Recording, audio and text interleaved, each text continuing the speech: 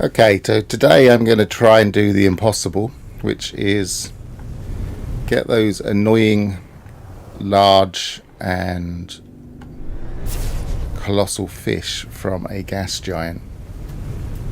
And that's partly because I just don't believe we're going to get much deeper water than about 30 maybe maximum. I haven't seen 30 yet, so I'm kind of splashing in a puddle. I think it's about 24.6, maybe 25.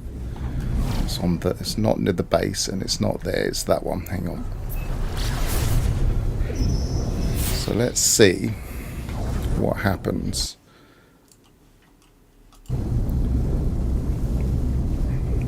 Thanks. I thought I'd go for completely wordless thumbnail.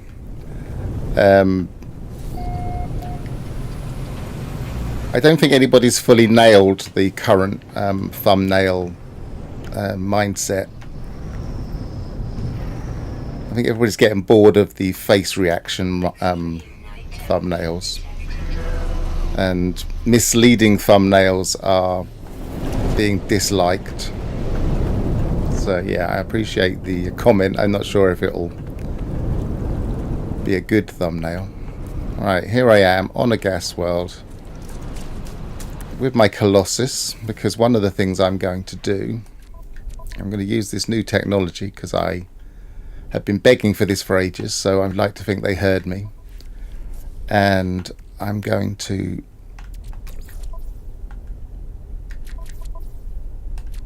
where are we? Exosuit, put it in there. And what do I want? I want salt. Where's my salt? And of course it will stop that annoying churning sound when it's doing stuff. I really need to tidy my inventory a bit more.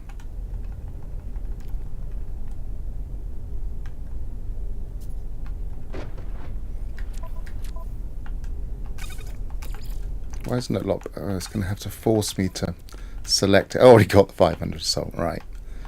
So that's there, that's there. So we need some kelp sack, because I am going to do an awful lot of fishing with the most efficient. Oh, come on, why is that not? Oh, hermetic seal. Hermetic seal. I'm going to do an awful lot of nutrient processing with my fish that I catch. I'm going to put... Have I got any left? This is such a good idea, these headers, but they've got them wrong. These should be raw ingredients only, which they mostly are. These should be processed items, but it includes fish, so that's silly, because fish are not processed items. So this is what I want, fish and rice, which I'll be putting on my hook. Go back to what I was saying, which is a bit random because I'm just going everywhere. Yeah, so this isn't, they're not processed. That's not a processed item.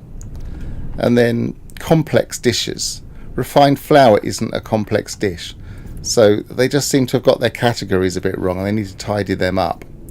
And while they do that, they need to sort out... Oh, they might have actually done it. No, they need to sort this out. This is not...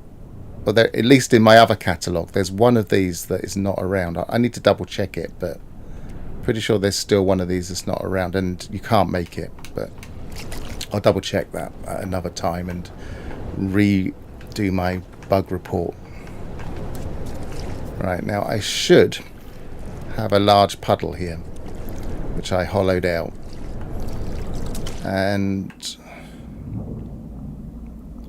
my maximum depth is... Oh, look, it's got a bug where it keeps flicking you back up.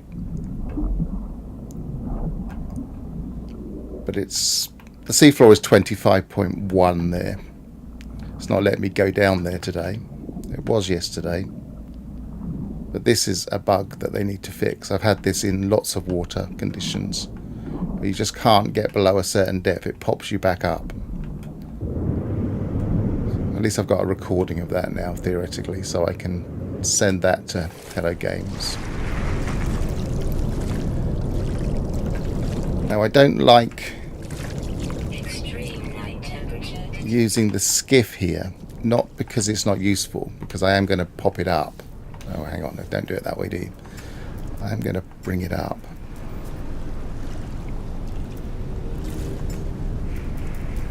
Isn't it there? Oh no, it's not. It's there, isn't it? Shows you how much I use the skiff.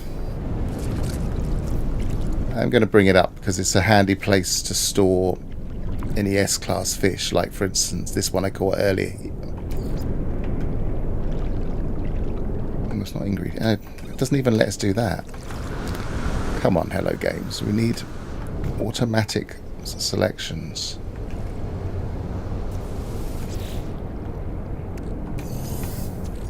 I've been moaning about the inability to do this. Ingredient storage straight into there on our freighters for so long, and they just don't do it. In fact, it's got worse because I used to glitch my nutrient processor onto my freighter, and that worked, but now it doesn't work.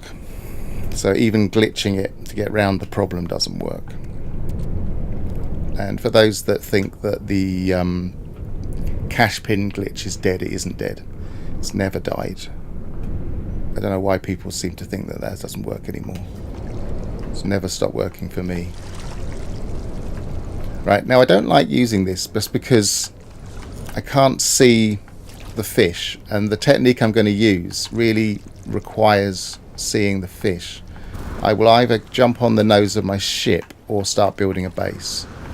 So I'm going to build a base, very basic base.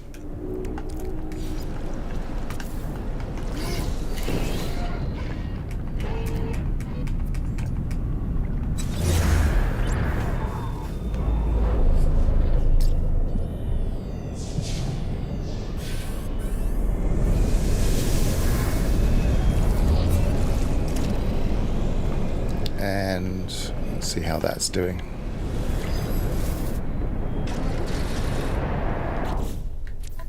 I haven't even put any protection in this yet. Should maybe do that. I don't know if I've got all the resources. I think this is a hot planet. Need a couple of homatic seals.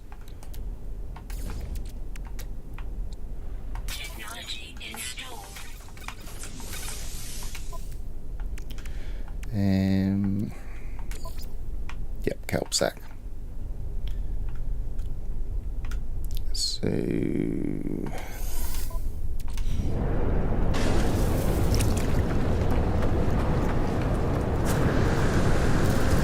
actually, I was about to use the grill on there, but that's a bit buggy because of the floating point arithmetic problem that Hello Games seem to refuse to acknowledge.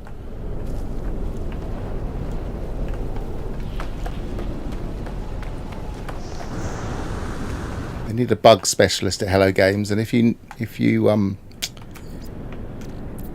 I'll do it for you, because I find a lot of bugs and I know mostly why. Right, so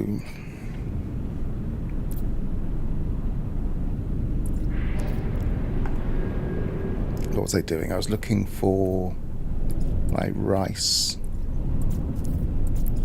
Kelp sack, and I'm going to shove the fish that I have caught that aren't S-class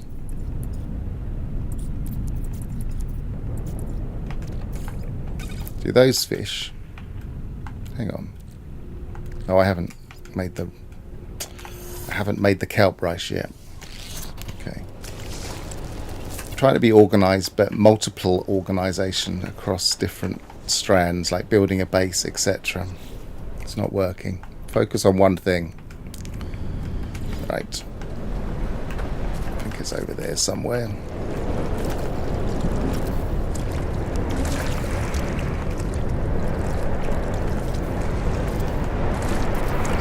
That's dangerously close to the level of the water. It's not even standing on it.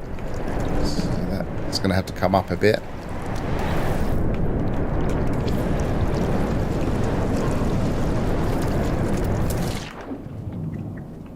maybe the skiff level's a good level. Maybe slightly higher than the skiff level. Yeah. Let's go there.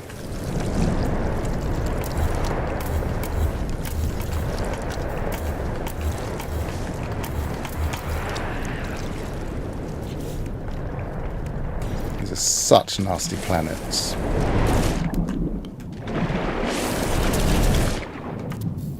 Put it there. We can always go up if we need to.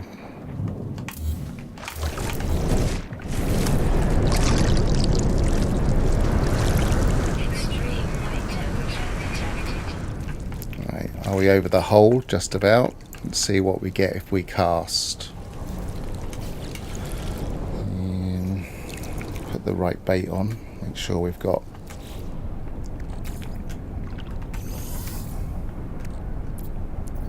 I think I've got some left.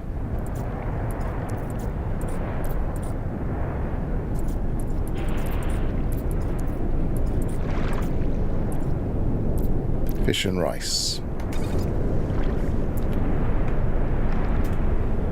What I'm doing today, Expedition X, is trying to catch the impossible fish because we don't have enough water on gas giants, it seems. But there may be ways. I have caught so far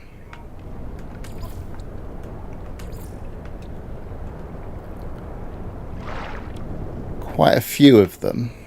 So we're starting from here, I think. That's the last deep water fish, the Leviathan spawn, which is a nice bit of lore. Suggests that the Leviathan we see floating in the sky and we can recruit are thousands of years old and start off on deep water planets and take a long while to mature before they go up into space. So that's a really nice piece of lore. Here are the gas giants. And I believe it goes all the way to here. And I've only caught one of the legendaries so far. So there's 4 legendaries in each biome. But what we need are the giant ones. So that's a giant one. That's a giant one. That's a giant one. That's a large. We are catching larges. So that's something that a lot of people are saying you can't do on gas giants. That's a large. And we probably will see a few larges. I don't think I've got all of them yet, so let's cast. Oh, I don't need to do that while we're doing.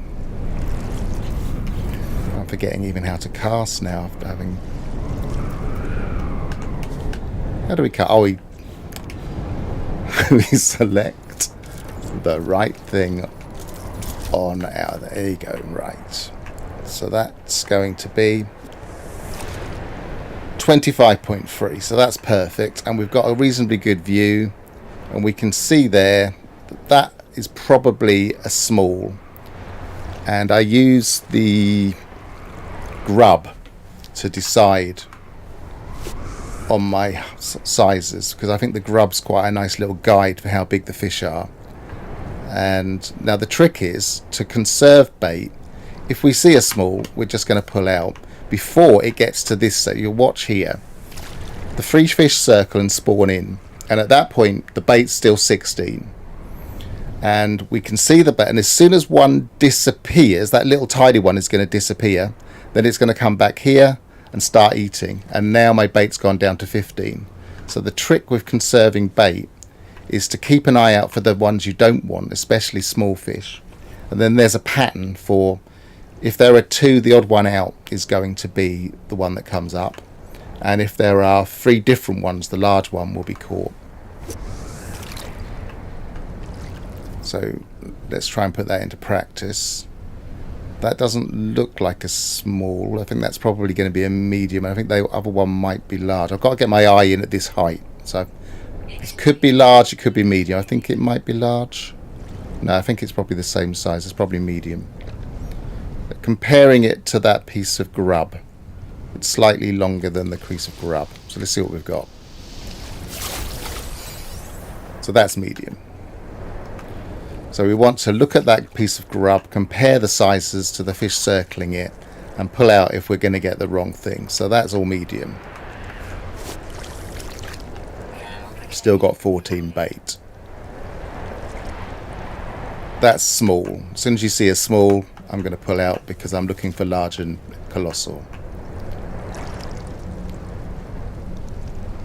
They're all medium. I'm going to catch mediums for now because I'm not sure if I've got them all. I haven't counted them. That's across all galaxy anyway.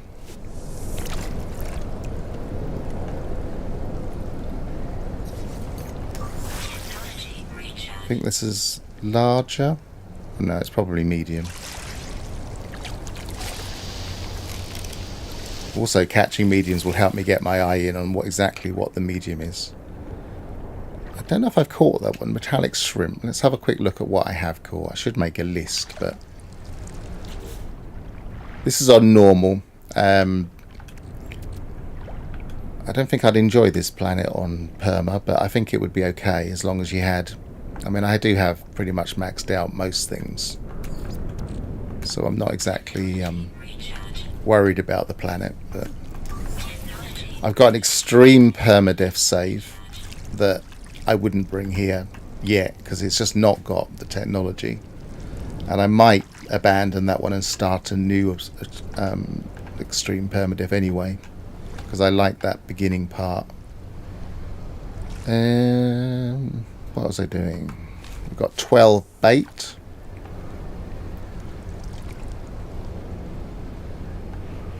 There's a small, ignore it. Still got 12 bait.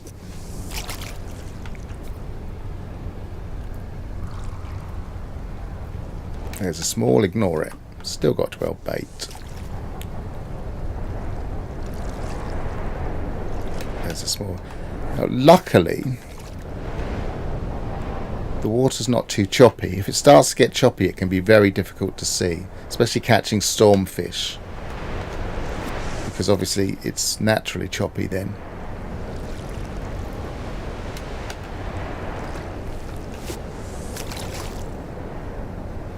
I'm going to err on the side of larger because the largers are very rare here.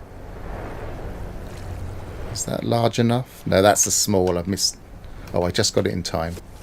Still got 12 bait.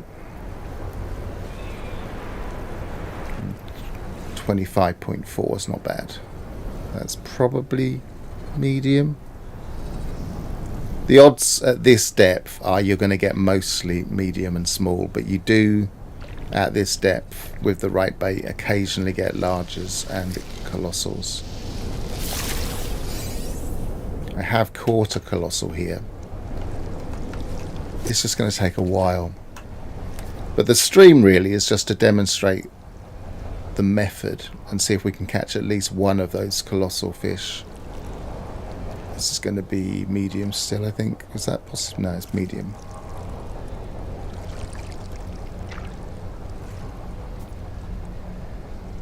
It would be nice to at least see a large.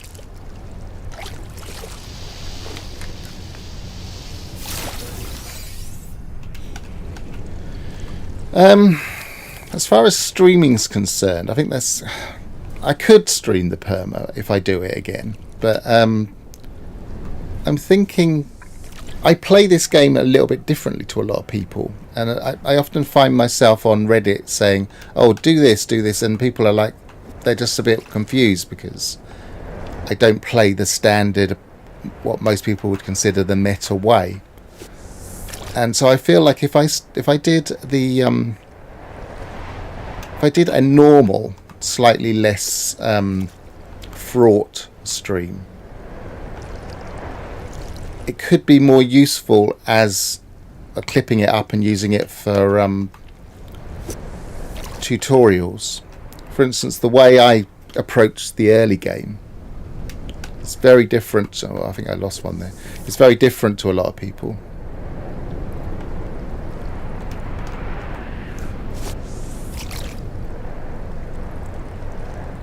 I mean, things like this. Today I've just made a huge stack of kelp sack using salt and sodium. You can do that within the first couple of hours of the game, and then a stack of kelp sack is really useful because you can make oxygen. And yes, you can farm oxygen, and you can even use the oxygen extractors. But sometimes you want a stack of 800 oxygen, and you don't want to be messing around. And you can then use that oxygen for other things really usefully. And you want to get those high stacks quite quickly if you really want to try and push through fast. If you want to get out of the early game.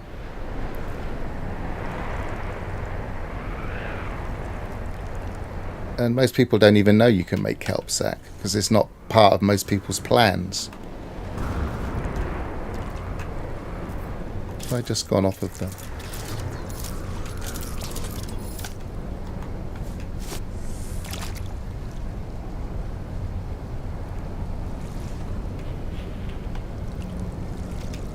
And most people don't even know what kelp sack is used for. How am I getting on? Did I put it in here? Oh, well, it's not even my nutrient processor. Where's my nutrient processor hiding? There.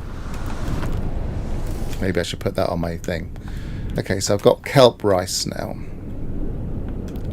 Let's make some more. We're not in a hurry for that. We've still got 11 or 12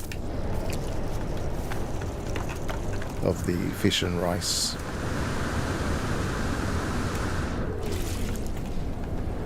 So the idea is at some stage, yeah, it's precisely the fact that most people don't really make it. It's not in any of the guides out there. The best start for No Man's Sky guides are all focused on money, and maybe nanites. I focus on resources. That's the fastest way to start No Man's Sky. Once you've got resources, you can stop worrying about going to planets and getting stuff all the time, and you can start focusing on actually getting nanites and actually getting cash at a proper decent rate. I think my extreme permasave didn't take that long because I just used every trick I knew.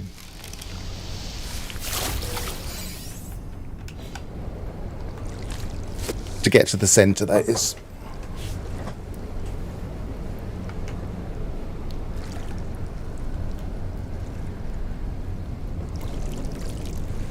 And that was getting to the centre with fuel, not with portals. Is that larger? I don't think I've seen a larger tool yet, which is frustrating. And no wonder people think you can't get them at all.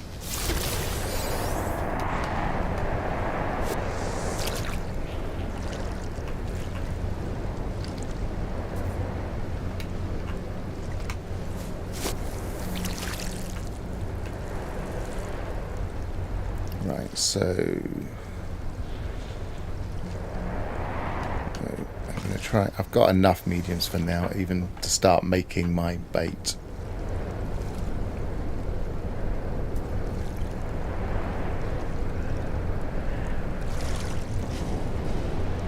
That's a medium, though.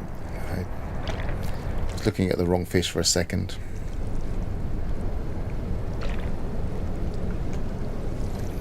So the trick is to just always cast in approximately the same distance so you can get your eye in and work out what size everything is.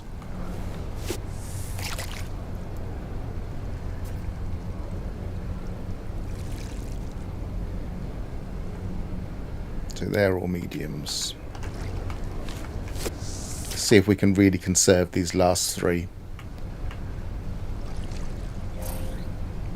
Medium, medium, medium. I missed it. I just a fraction of a second pulled out too late. The bionic lure would be great for getting the legendaries, but I really want a consistent way of getting slightly bigger fish. So I'm using this particular bait because it has a slightly higher I think I missed that one as well. If we go in here this way. So this gives 29% improvement, which isn't the best. You can get into the 30s for catch size. It's not as good at rarity, so I will use different baits for rarity. But 29% for something you can make relatively easily with the fish you're catching at the time is probably the most efficient. So now, actually, while I've stopped, let's do that.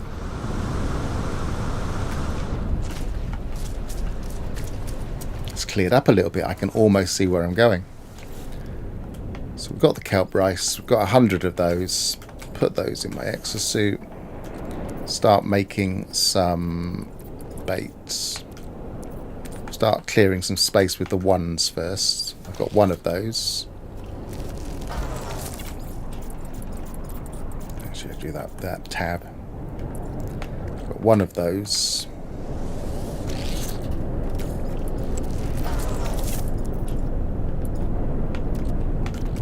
One of those.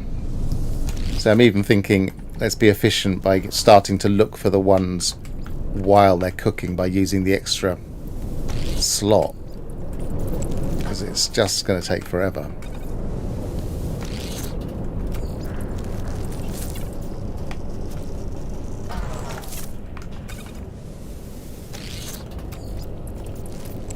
And I'm certainly not going to be streaming the whole lot just because it would just take forever. This is something I was doing until the early hours of the morning last night, trying to work out what the efficient way of doing this would be. So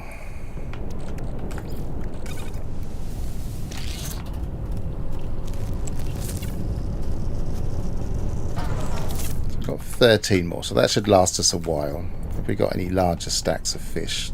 6 of those. That can be cooking for a little while.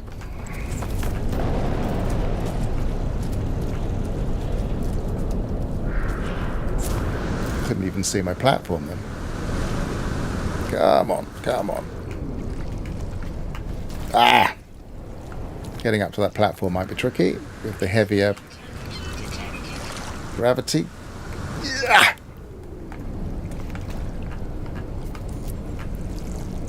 Right, I need to put it actually on there, don't I?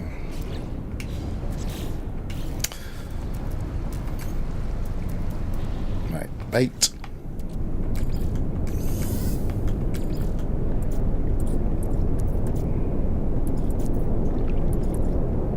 Fish and rice. So we've got a new stack, and as you saw, we conserved them reasonably well.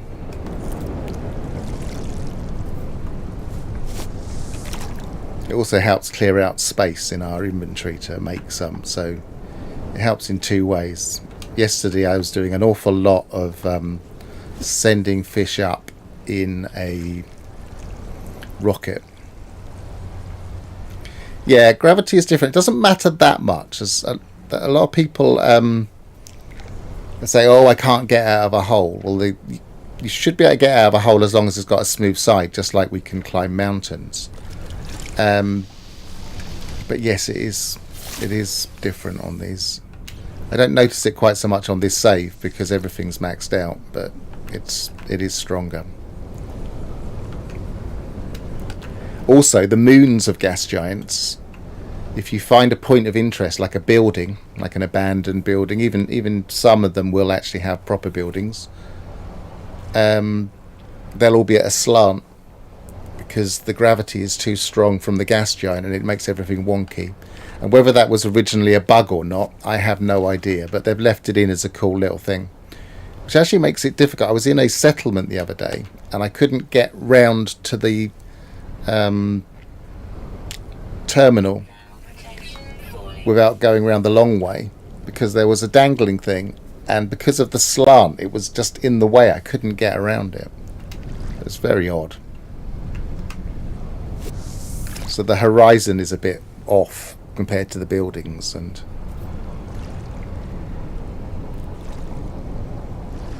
is that bigger? I don't think so.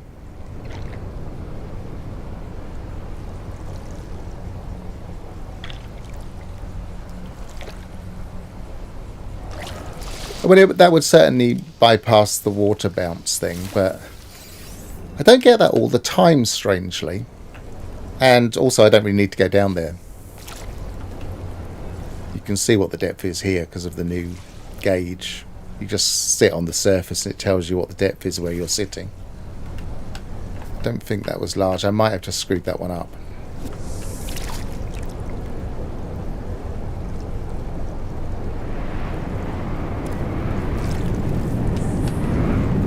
Whoa! I'm still fishing. Let's see if we can catch this fish and also survive the...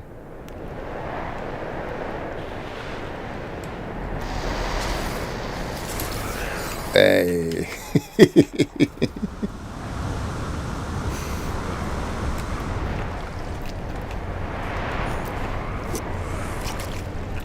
See, that would have been potential permadeath tragedy. I would have had to have let go of the fish. What a tragedy.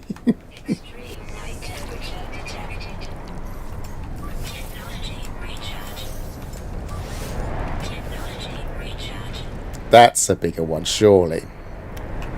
Can't quite see the grub to compare, but there must be a large.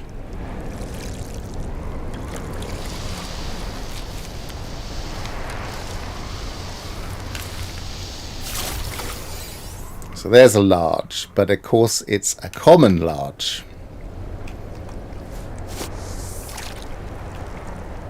RNG strikes again.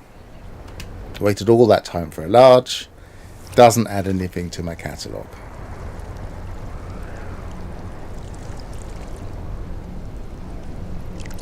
I think that's small, medium and large, which means we'll get the small.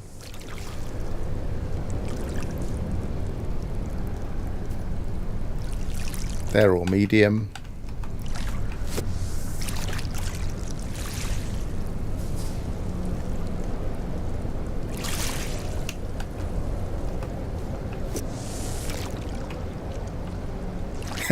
Pretty sure we will start somewhere odd in the expedition, because they specifically say that it's introducing the new planet types, and that's good because a lot of people are complaining that they have to do loads of story in order to see the new planet types. So at least the expedition will give a bit of a introduction, and I do wonder if the sales die down a little bit, because I think they've had some really good sales over the last few days. But if the sales die down a little bit, whether they will have a free-to-play weekend during the next expedition, just so people can have a look without even committing to purchase. Because it was about this time last year they had that free weekend, and I think it was much more successful than they expected, hence the way they had another one. They had 2 in a row, didn't they?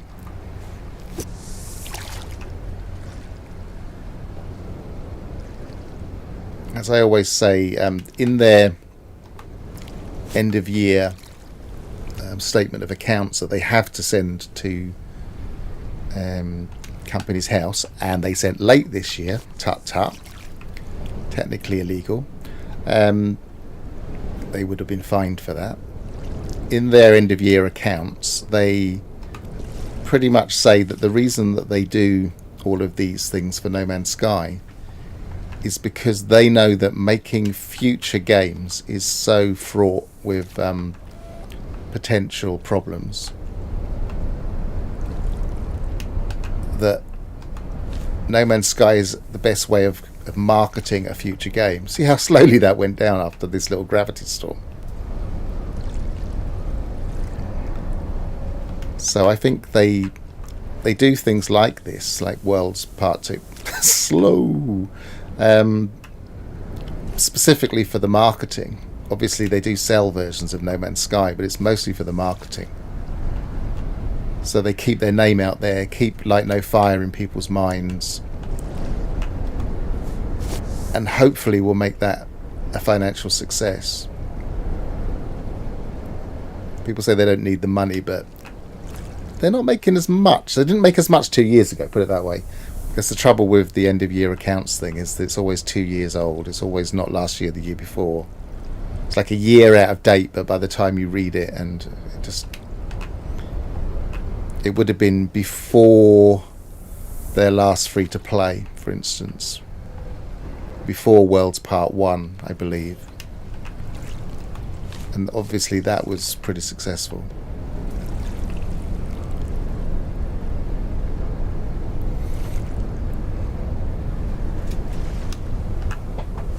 Streaming makes me realise how poor my posture is. I find myself bunching up in my chair, and then I look at my picture and think, who is that gnome-like person that's all bunched up in their chair?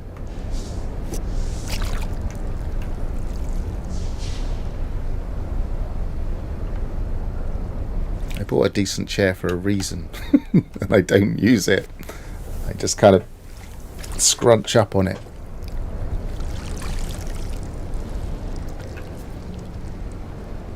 No, we're not finding any larges now. Come on. At least I'm not using the bait.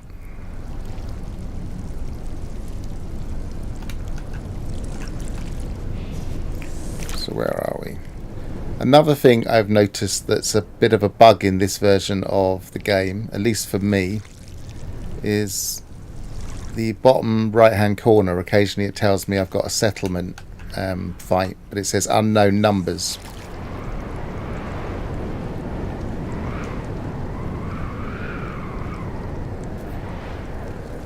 Yeah, posture is important, but I never remember it.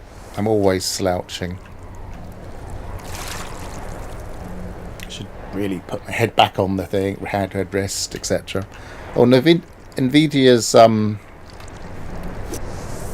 background thing is much improved. There's a little bit of fade out on the back of my chair still, but I got an update today and it's helped a lot.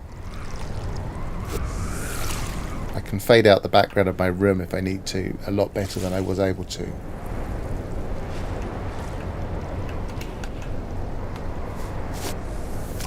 I've just put the thumbnail behind me instead.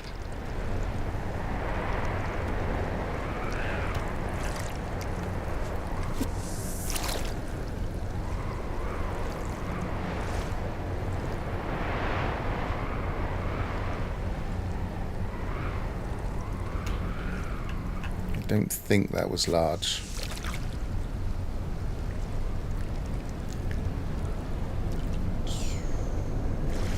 I don't think that's large. Sometimes it's difficult until you see one to tell.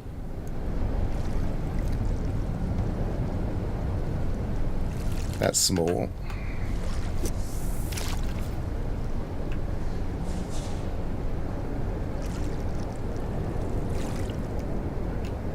They're medium.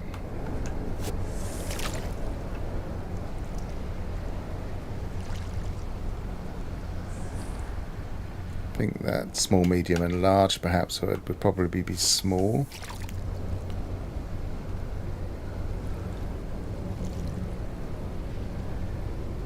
That's small. That particular animation, which is subtly different to some of the others, the small fish comes in quite late and then goes for the catch really early, and it's really hard to time.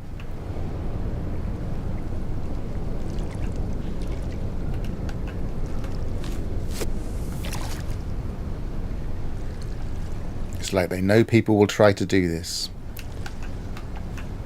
Game the system.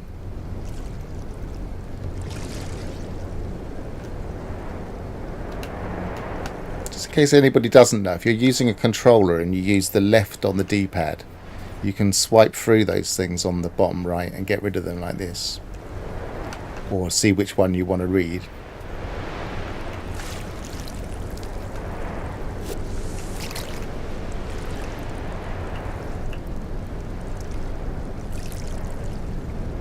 I think they're all medium. That one looks a bit bigger. Am I imagining it? I think it's medium.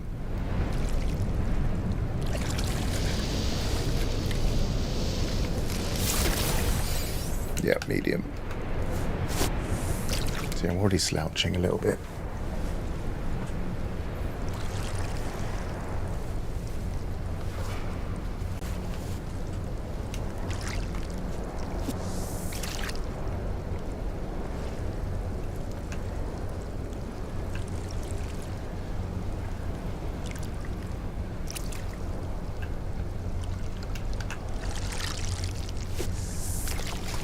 dark old place. What I haven't worked out is if nighttime's longer. I presume it might be, just because of the curve. I don't know, maybe logically it wouldn't be, because they're static anyway. I don't know if time takes longer. It just seems to be dark a lot, obviously with the storms as well.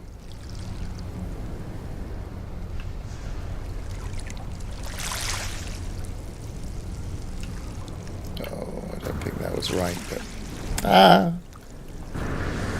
Extreme night temperature detected. come on. Yeah.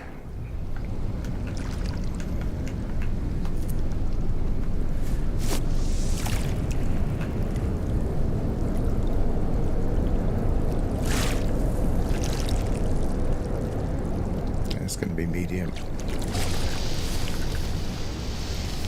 Every time I change my perspective slightly, it gets hard to tell what the sizes are. They're all medium, I think. By the time I decided, I was committed.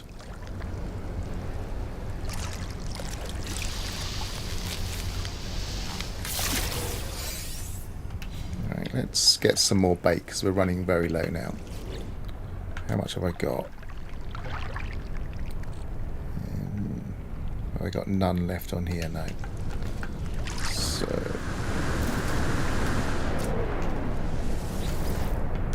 that's a few more.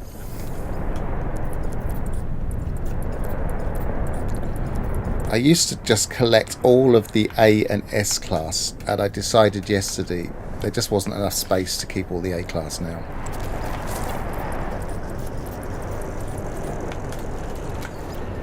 Ah, picked it up too early.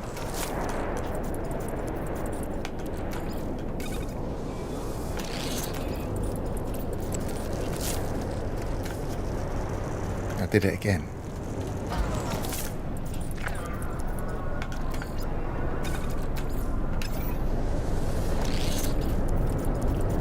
Sometimes it's like juggling, trying to do things fast.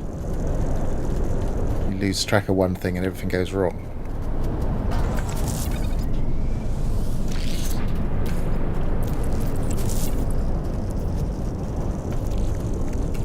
Ah, did it again.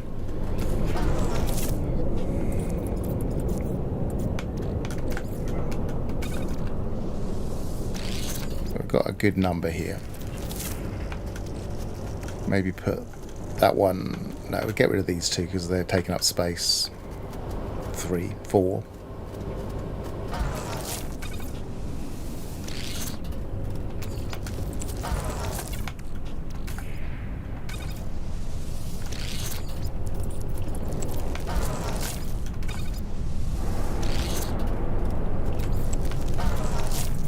I seem to have got used to the cursor thing now, but it did take a while.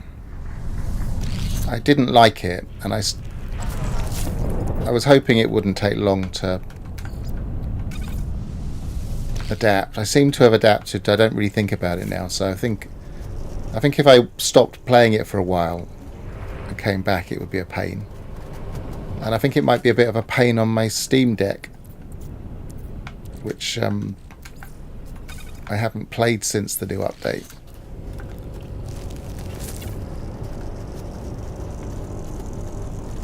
But then I quite often stream it, so the experience might not be that different.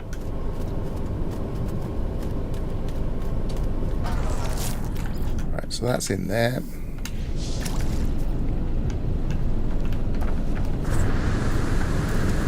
Extreme temperature detected.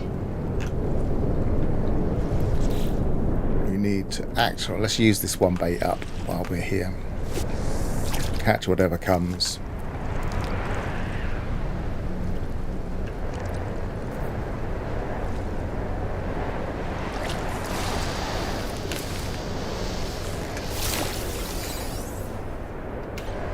Then we will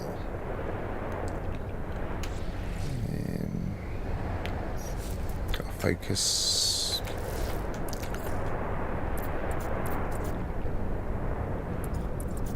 There it was 37. We've got quite a bit now. So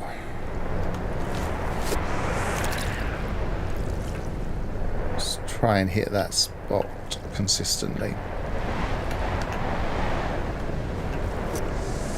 Maybe slightly further out.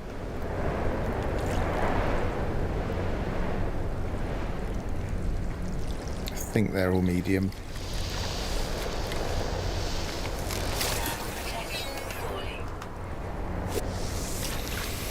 Of course, if I manage this and then Hello Games see that I've managed it, they won't change it. Whereas they could actually give us an extra 20 meters of water if they wanted.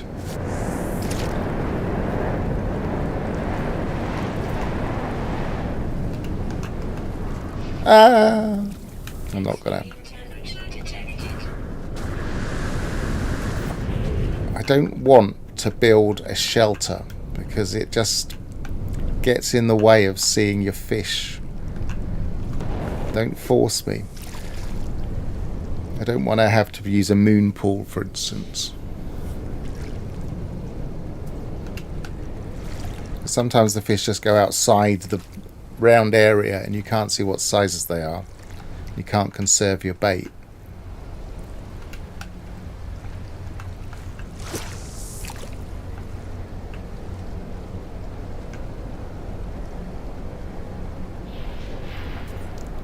No, that's medium. This can be a bit tedious. I apologise if people want to go and do something else, but if you've got it on in the background, it's fine. But yeah, we're just throwing our line in and pulling it out. Throwing it in, pulling it out. They're all medium. Ah. I don't like the way that this particular thing doesn't work like a weapon as well. It doesn't. If you go off of the multi-tool interface, it just seems to go off a bit quicker, and it's harder to get onto it.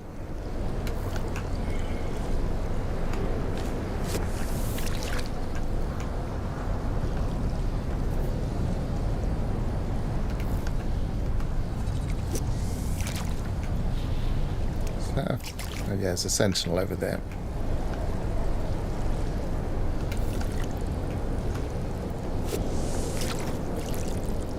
Standard sentinel as well. It's not corrupt. I thought there was corrupt on this one. Maybe that was the last planet I was on.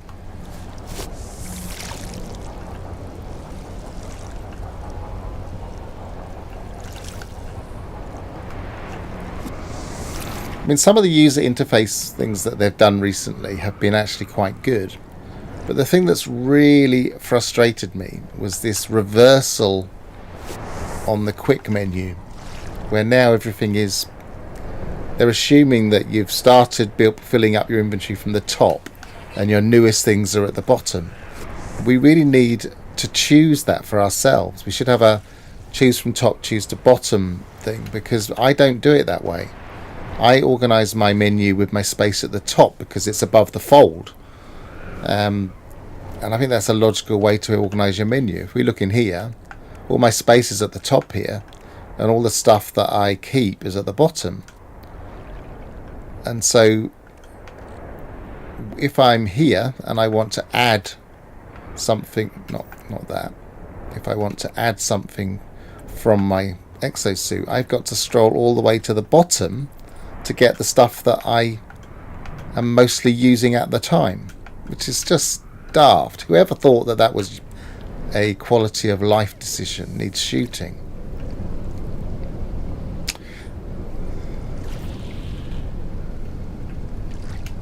I shouldn't say needs shooting these days, because people are actually literally shooting CEOs these days. They need a good talking to. A stiff letter from the Times.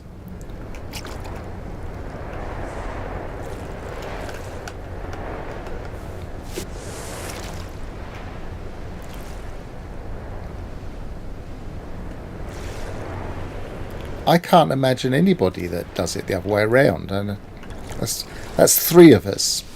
I mean, yes, we are. Anybody that's watching this stream and me are going to be slightly obsessive.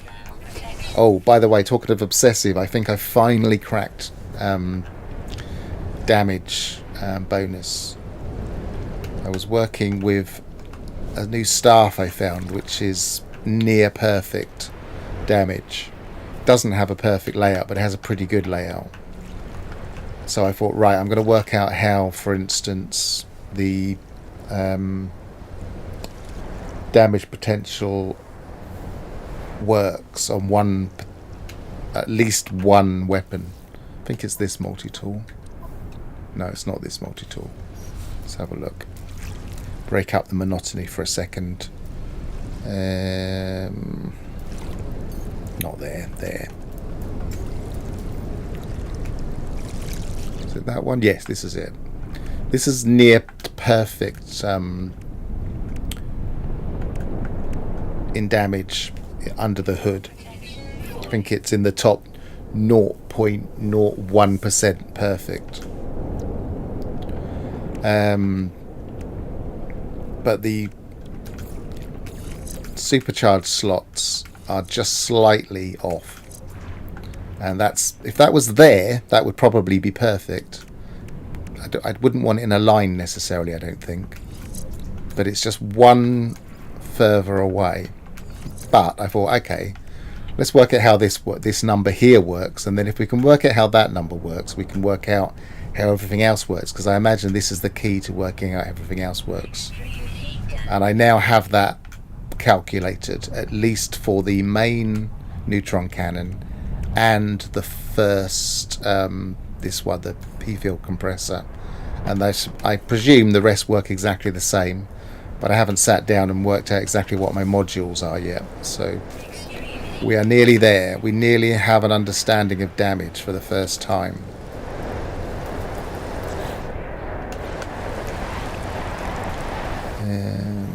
Well, for the first time since they changed the whole blooming thing. What am I doing? No, I'm on the wrong thing. I don't think I've got a... Oh, let's sort that out first. It's not that vital, is it? But I was forgetting, thanks. I'm not going to die. But, yeah, that was hurting. So where was I? I want to swap my multi-tool back to the one that's actually got... Is it that one?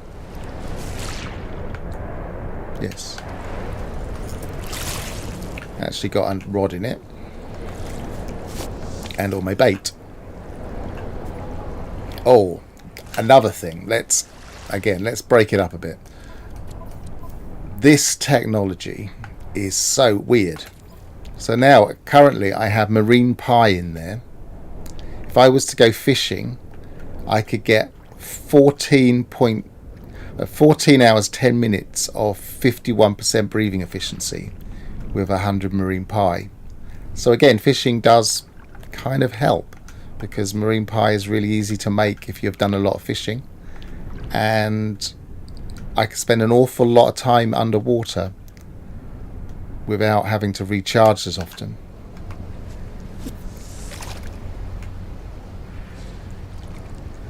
Is that worth a tip video? Maybe. I don't know if many people would watch it, but it's good. It's for me, at least.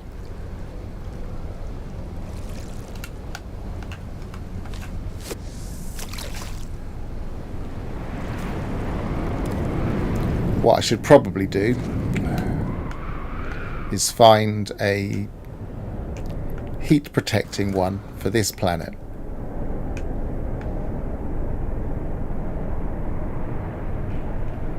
How high did it take me? Or is it just because I'm falling very slowly?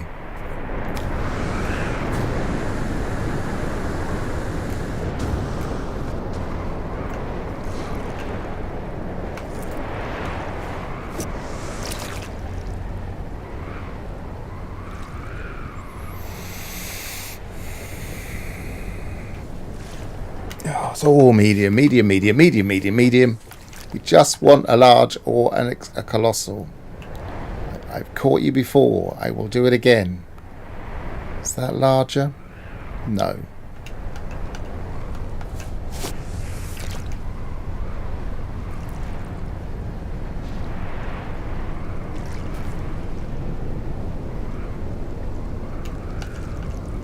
I might have just missed a large then. Just as I clicked off, it looked a bit larger, but it might have been an illusion. No, they're all medium.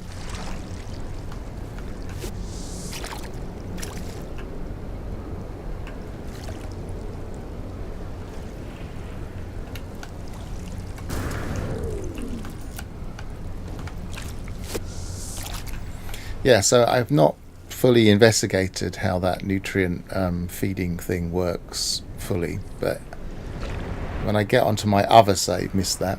When I get onto my other save, which has got loads and loads of things that I've cooked stored away, I might have a look and see if I can find the perfect heat protection, radiation protection, etc.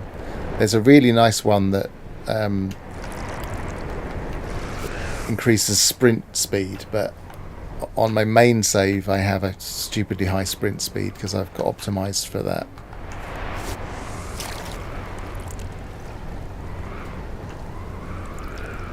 Again, something I do differently to everybody else. I try and prioritize running around on planets.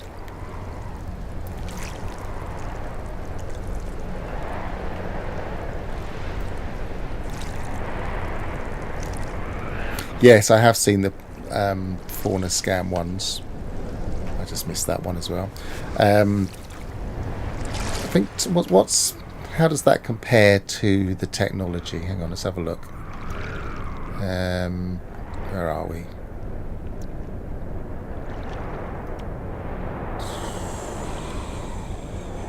Oh, I'm looking in the wrong place, of course.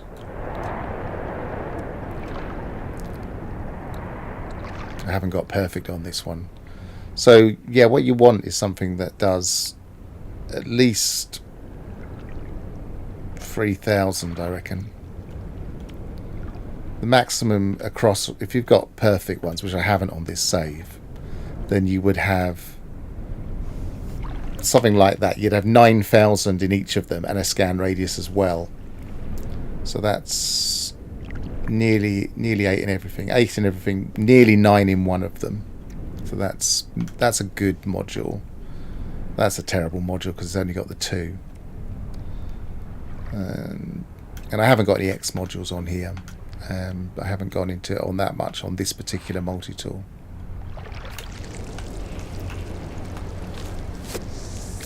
But yeah, if you were looking for particular fauna and you wanted to get lots and lots of nanites, that is one of my favourite way of getting nanites, actually. Land on a planet with loads of fauna and just look around and chill out while gaining nanites.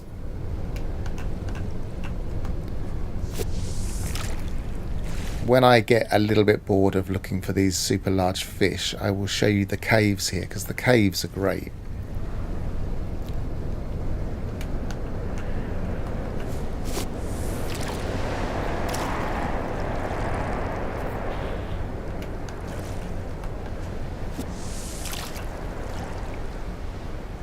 Because so far what I've done is I've demonstrated the method I'm going to use, but I haven't demonstrated its success. I think I've got one large fish and it wasn't a gas giant fish.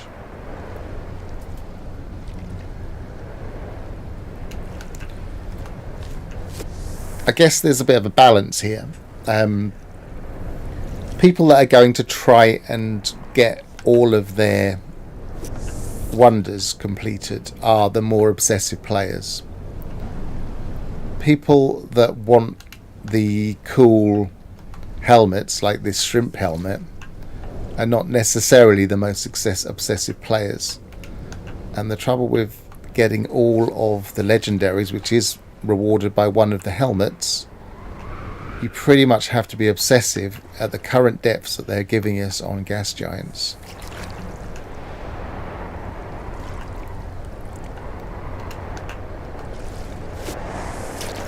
You have to be the person that sits up until 2 in the morning like I did last night and the night before, trying to work out how to get the better fish, find a decent planet. I mean, that kind of thing, somebody might just say, oh, look at this planet, come here, which isn't my style. I want to find my own planets.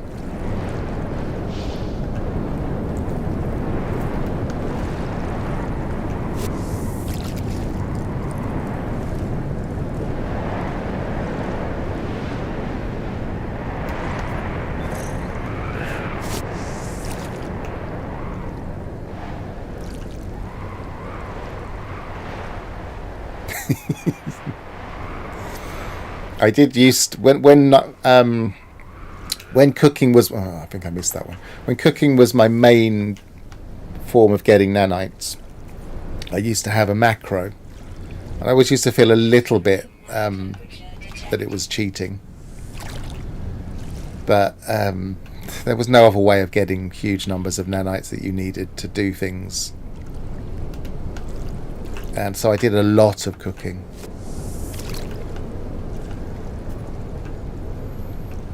And I used to hand in stupidly large stacks of stuff to Kronos and just walk away. Come back an hour later and it was still feeding him.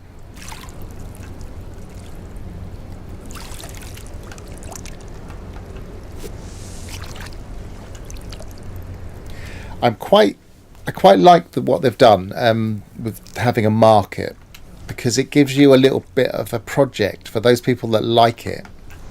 So you can say, look at the market, see what he's saying you could make, and then just go out and get those ingredients. So he's like setting you a bit of a mission without actually saying that. So if he, for instance, said one of the things he wanted in the market was the Stellarator, then that's going to take an awful lot of getting within 24 hours, a huge stack of Stellarator. But it looks like you can sell as many to him as you want in a single stack.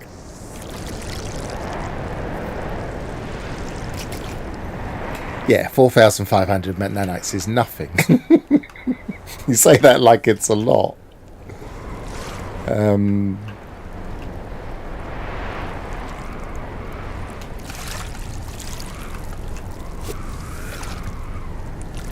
I would be disappointed if my old way of doing it netted me less than 250,000 nanites.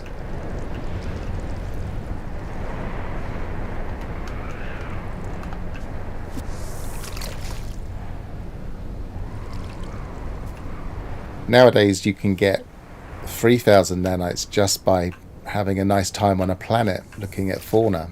So that's my favourite way of getting nanites. And then I'll possibly supplement it with a bit of cooking for the market one day. But this save, it's got 161. I've used a lot recently in my experiments, but it did have lots. But this save, I take on all the expeditions, so it gets stupidly high numbers of nanites anyway, just by doing those. Yeah, exactly. People used to say, oh, it takes forever to feed Kronos. This is back in the day when there were no real efficient ways of getting nanites. People say, oh, it takes forever to feed Kronos. It's so boring. I'm standing there for an hour. And it's like, well, don't stand there for an hour then. Do all the things that get nanites. Multitask. Do 20 things that get nanites and include that in your routine. Every day, give him a few. Take 20 minutes of your day running around the anomaly, getting all of the nanite things from the anomaly, for instance. So yeah, varying is the way. Multitasking is the way. But now there are more efficient ways. Like, missed that one. Like doing the expeditions, which are fun. And you get loads of nanites. And you get loads of quicksilver. And you get a good injection of cash. This isn't even a maxed out save for cash. Because why now? You hardly ever need it.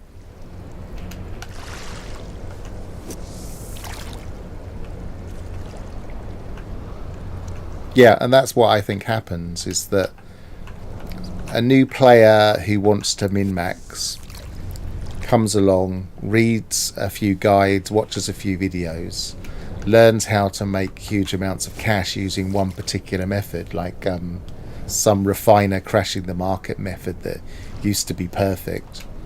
And they would get maximum cash, they'd buy all the ships they want, they would feel like they'd beaten the game, and then they'd say, what is there to do? And it was very difficult to convince them that there was anything to do, because they had got into their head that that was how the game was, and they would end up walking away.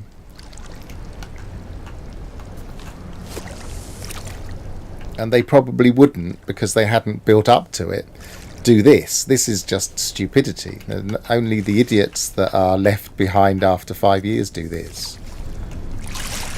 But, you know, that's what this game does to you. It turns you into a fisherman.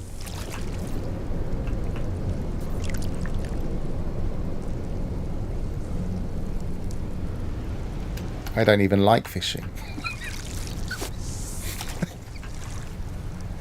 I just want to get that Wonders catalogue.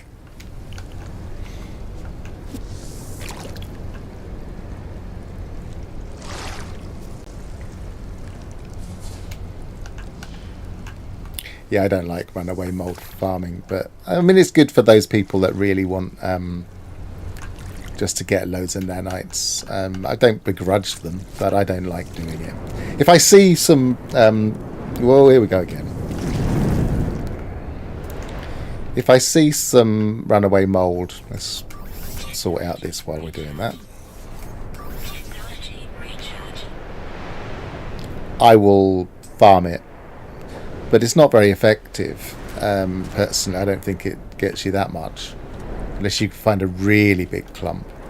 And just spamming it over and over again, I mean, it's just boring. You're sitting in front of a refiner.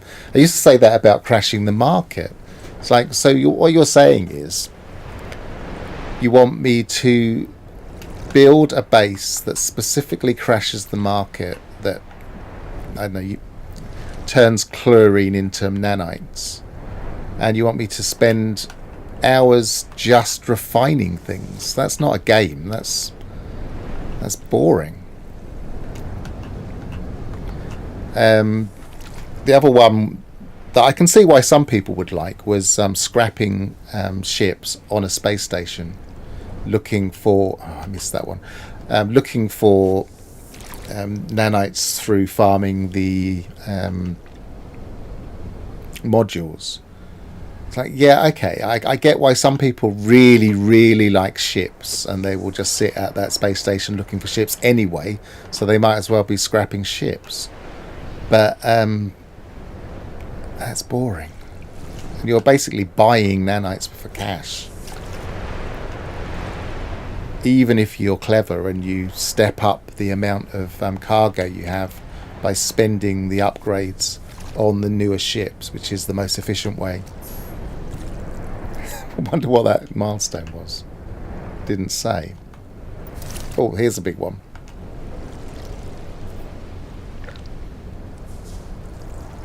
Focus, make sure we catch it.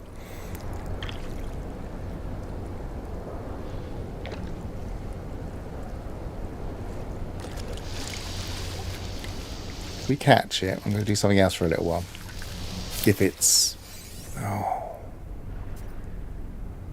That is just cruel.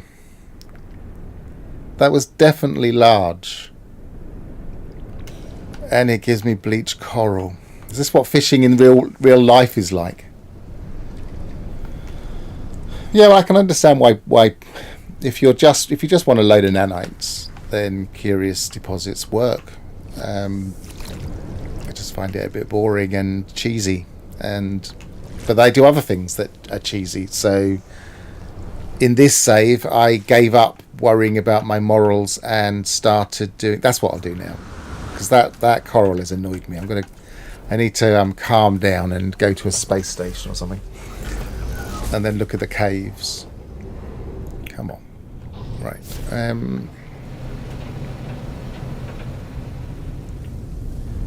Have we got a space station here? I want to just look at something that people have said is happened, but I haven't tested. Is this an abandoned system? Yes, okay.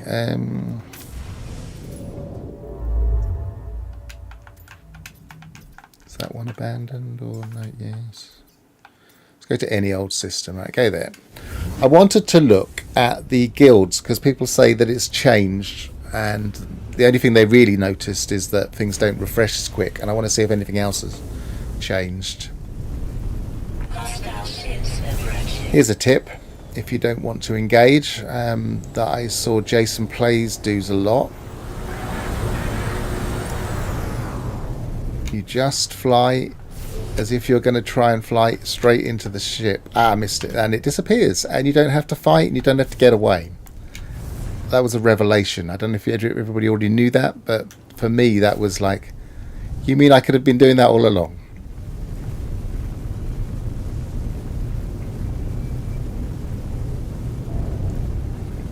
I guess if people have been watching Jason Plays a lot, they'll have seen him do it a lot, and they'll think, yeah, everybody knows that. I had never seen that.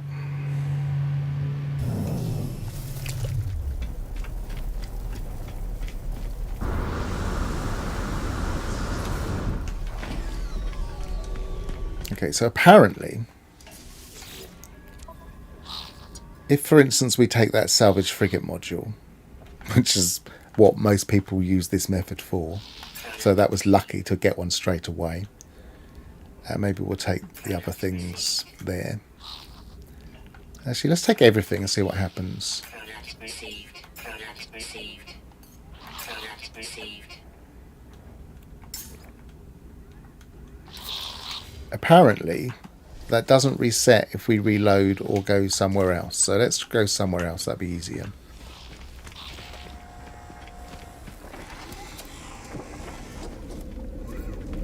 You might have misheard. I don't know what. I don't know what I would have said. Why I would have said I saw.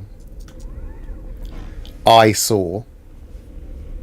I watched. That might have been what I said. I didn't call anybody an I saw. And I apologise if anybody thought I did. Okay. Let's go there.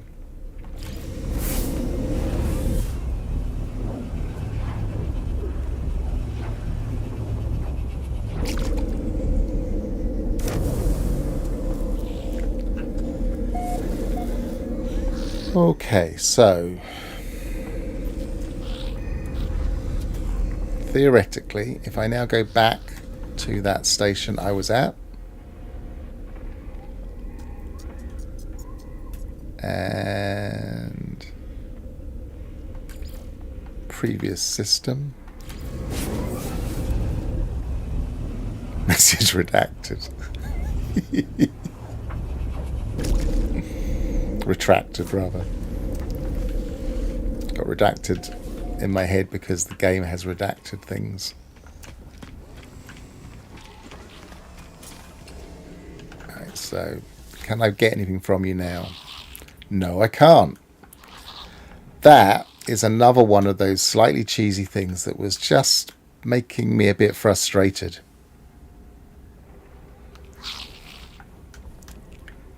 That you could just go from one salvage frigate module system to another and just warp back, teleport backwards and forwards, get all the salvage frigate modules you needed, and then go and... Now, obviously, some people think that's brilliant. That's a great method because you have to find the systems. But finding the systems isn't that hard. And then just cheesing it by going from one station to another was... just a little bit too easy, and worse, I succumbed to it because it was just easier, and I was like, oh, okay. So I kind of made a little rule up for myself that I would have to donate certain things in order to get it. But you know, that's making your own game rather than using the game that's in front of you. So now I'm going to try reloading.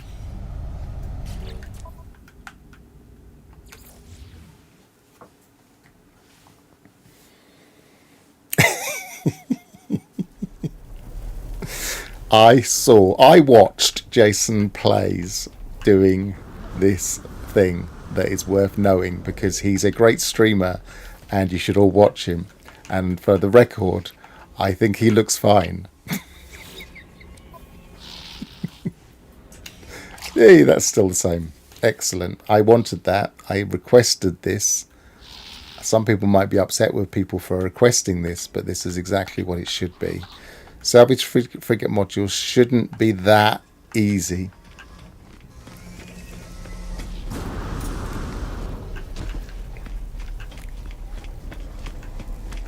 Again, anybody that watches me streaming probably hates free things. So, yeah. See, look, you should be able to do these. These are easy enough. They're not hard to get for salvage frigate modules. And then, yes, you should be rewarded for exploring. So, yes, if you find a guild that gives them away, great. They'll probably reset in about 20 warps, so you can always come back and get some later. Everything resets in about 20 warps, I think. I think someone counted 21. I've never counted. But, yeah, everything resets eventually. It just depends on whether you're getting out there and warping and exploring. It rewards exploring. The game is supposed to reward exploration.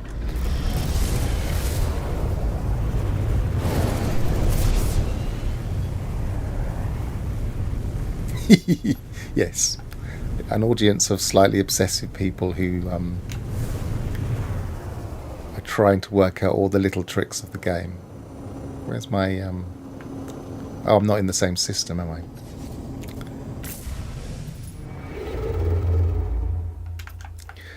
Right. Now I've got no fuel.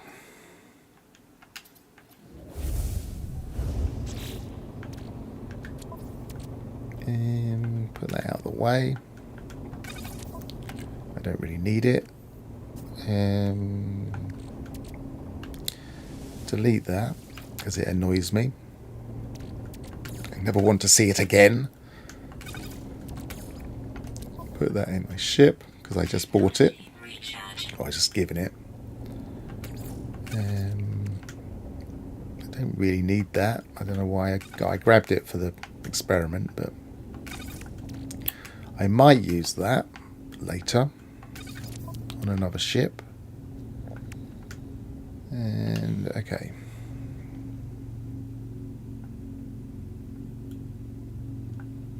Did I actually warp? I didn't, did I? Or did I? No.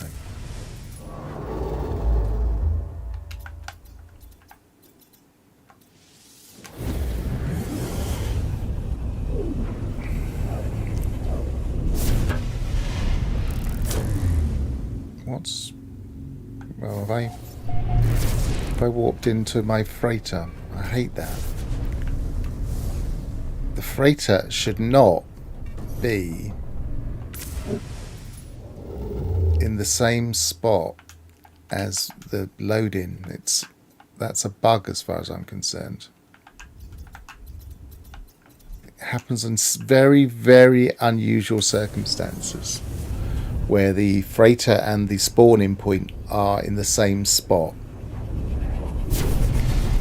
I'm going to have to pull my freighter out of there. Now I don't think I can get away with this one. I don't think I can do the equivalent here.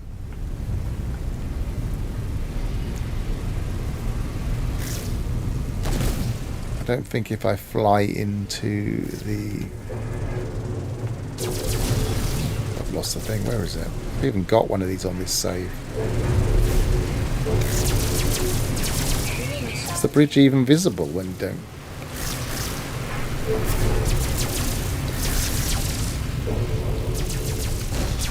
That's the bridge. No. No. Doesn't work.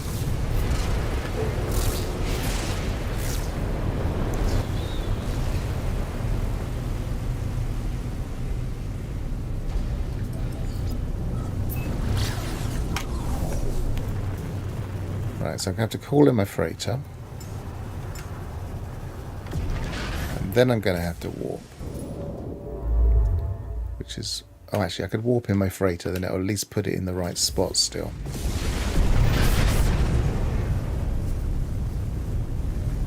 I wanted the freighter in the system.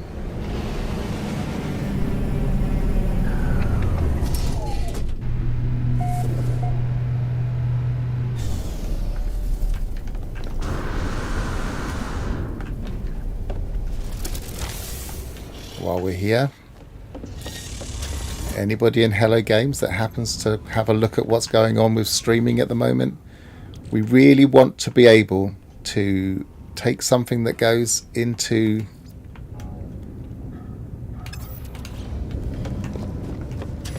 our nutrient processors and put it in.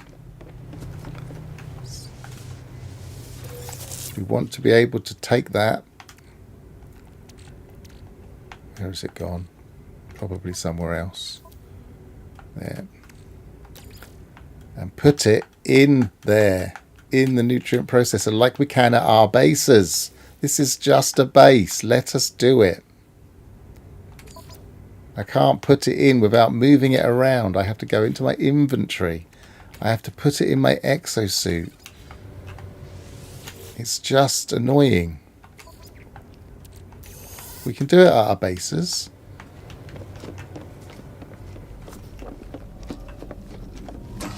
And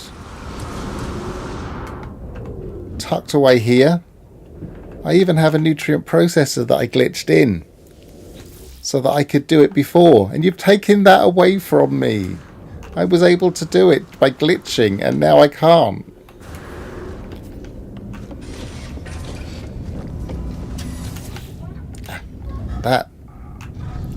That interaction spot is so huge.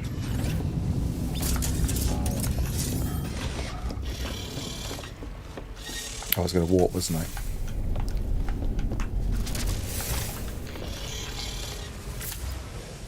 Alright, so back to there. I think I saw you fighting the torpedoes yesterday. Well, that would have been an old video. I didn't do it yesterday myself.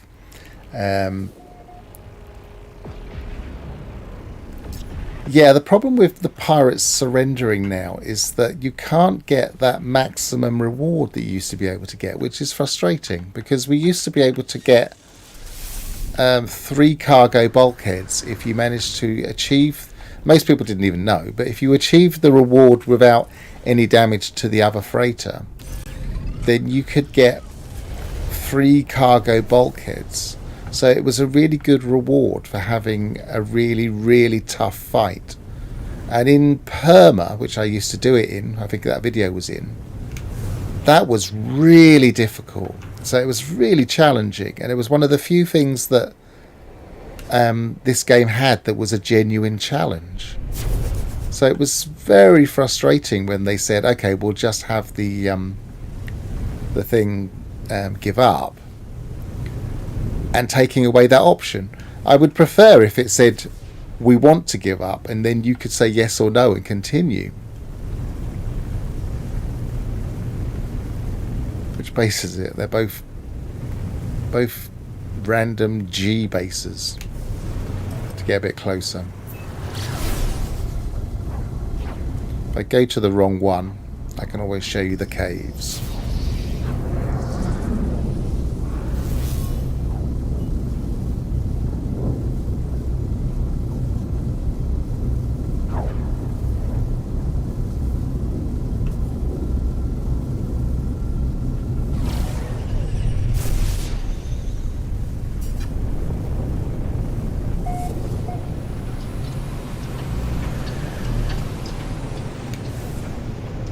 I think this is the underground one. Let's go down there anyway. Let's probably put the terrain back so I can't see a hole anywhere.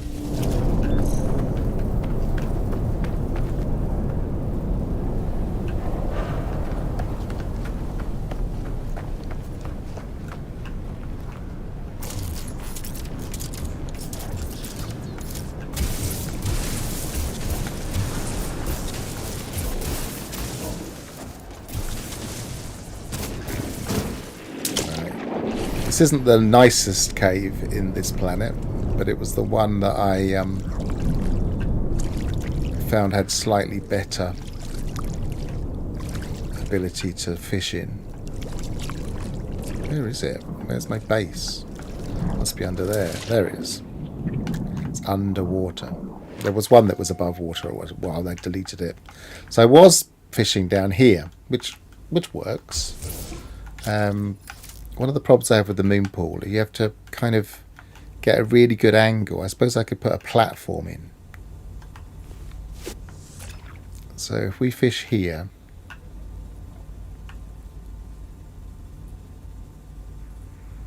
we can see the fish, but they keep disappearing, and sometimes they're just out of sight, so you don't see what the sizes are, and therefore you don't conserve your bait as efficiently. So this is going to be medium, I think. Yep.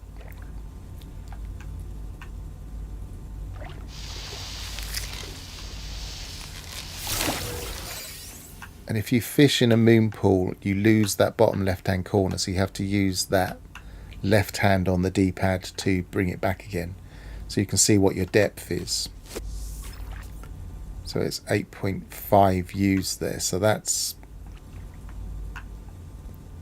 not even, no, 18.3, but it's showing 8.5, so yeah, it's all messed up. The moon pools are messed up, and I'm not using them at the moment. There's my original hole.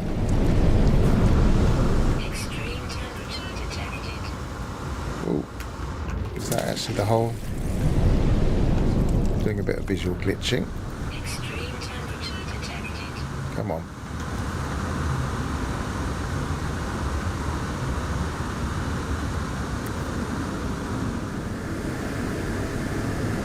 No, it's not got. How do we get out of here? I didn't fall all the way to the bottom, amazingly. I think it must have happened once before, because there's another. Falling. I think I'll do it somewhere else. Let's do an angle first.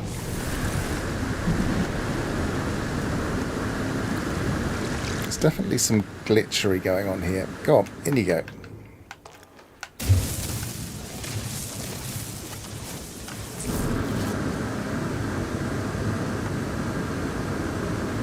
It's bad enough when you do this in a normal save, but on a normal planet, but go on, go on, go on. With the gravity being higher, and if it doesn't hit right up against the wall, it's hard.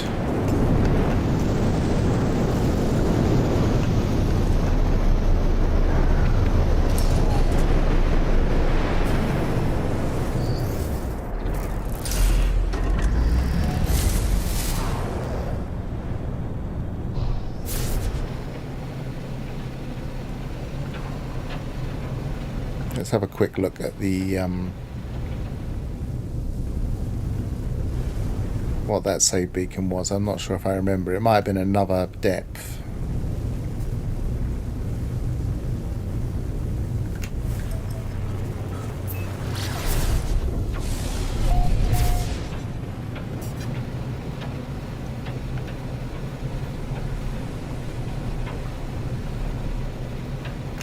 There is a bit of a trick. If you get into the upper atmosphere, there's a point at which you can see the terrain being generated, but it gets generated poorly on a 2D mesh, so it doesn't really help, I don't think. But just in case it does help somebody, let's just see if we there, just about here, just outside the atmosphere, you can see the mesh, but it's not particularly useful. And then there's another layer there where you can see it more widely, but that one's trickier to see. And again, the mesh isn't it doesn't show things like water very well. It doesn't really show detail that you're looking for, I don't think, anyway.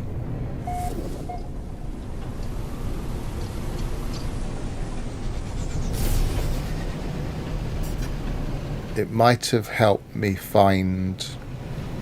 Now I'm all disorientated as to which way around I was going.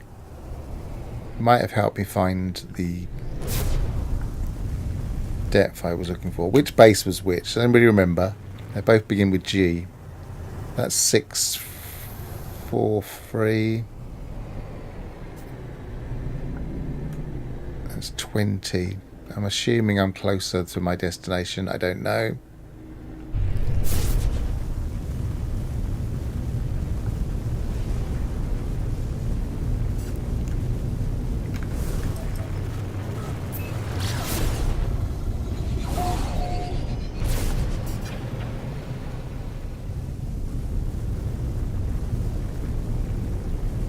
I should just delete the other base because I'm not using it now.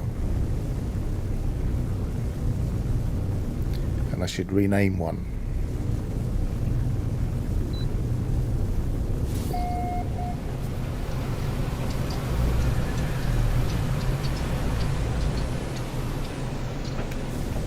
No, wrong one, I think.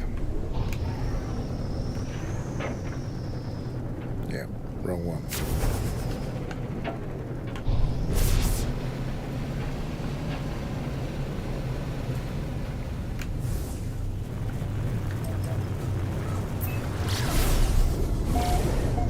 Navigating these planets is harder than normal planets. I don't mind that. It works. It makes sense that they'd be harder to navigate.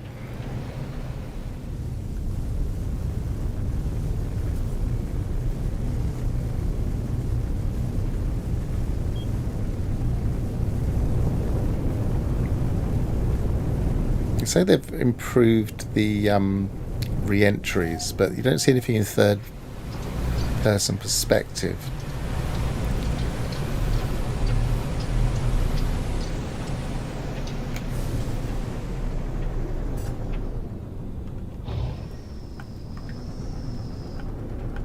Dark, inhospitable place.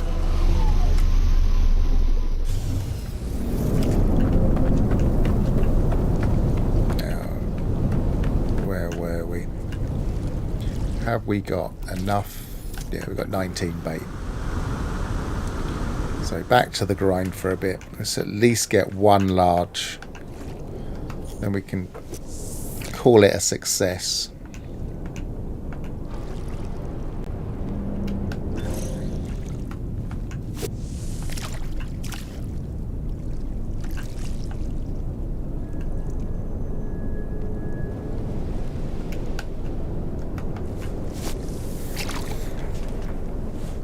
And then I'll think about going to get something to eat.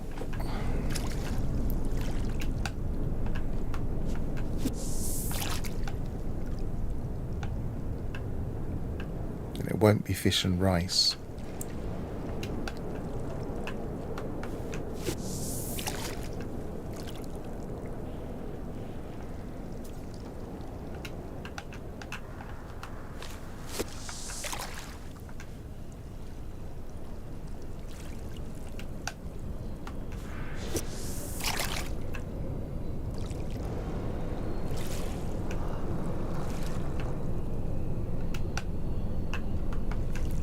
I'm not parallel recording this, so if I am successful I might have to download and clip out some elements to make a short video, but I wouldn't want to give anybody false hope that this is easy, because it isn't. It's going to be slow and grindy and take forever.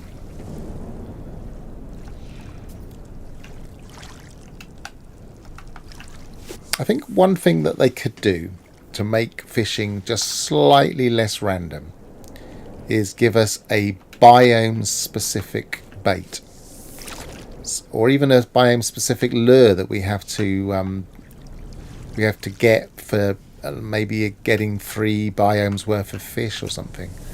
But something that says we planted it down and we're only going to get the fish from the biome that we're fishing in. would be much appreciated.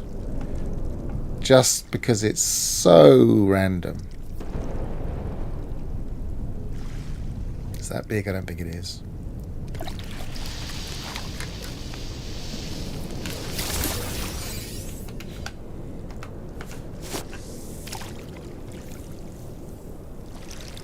One of the other things, I have not got the Child of Aquarius yet.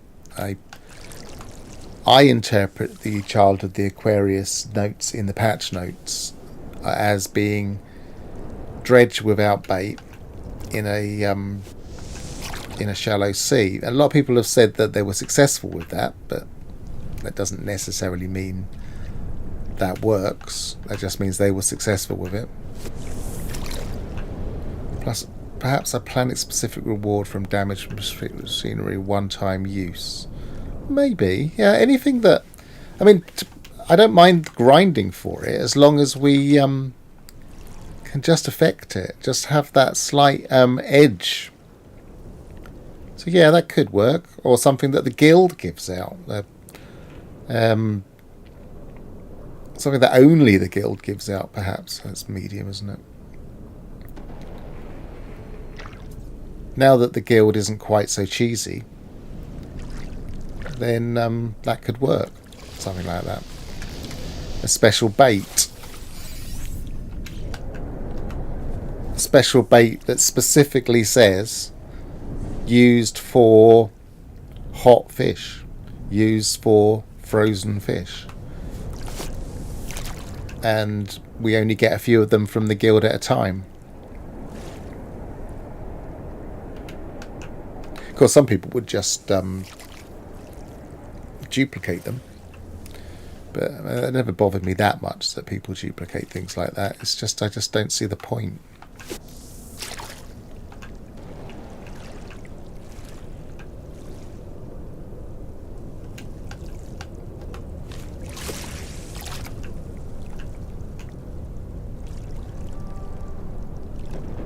Am I in that much of a hurry? Clearly not, because I'm prepared to make a stream about fishing for large and extreme fish in a puddle. So I'm not in a hurry at all.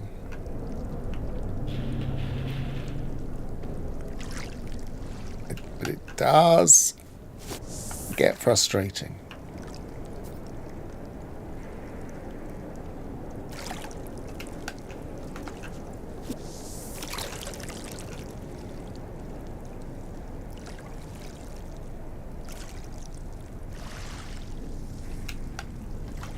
One of the things I do like is that we now have a completely full exosuit inventory, and I don't want them to give us more. I missed that one. Give us more space in order to put new technology in there. I want them to force us to make choices. I don't want to just have enough space for absolutely everything. I want them to now bring out one more piece of technology, 2 or 3 pieces of technology, and I am forced to make choices so that I don't have perfect everything. I have perfect what I want to have. These, I feel, they give us choices. They force us to prioritize. And so I try and prioritize things like sprint distance. And that's exactly what I like. I like that ability to make meaningful choices. If you want this, do this. If you want that, do that. But you can't have both.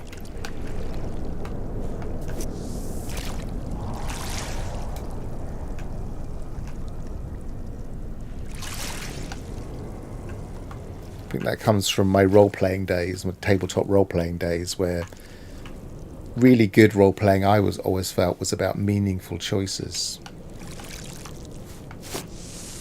This has happened. How do you react? You can't min-max it. You can't get the perfect outcome. Somebody is going to be upset. Something is going to come back to bite you regardless of your decisions. because it then asks who you are and what you want. It makes the player question rather than just some kind of abstract player character. Whereas in this game, I feel like our player character just gets everything it wants because Hello Games gives it to him, which is nice on one level, but let us make a few choices.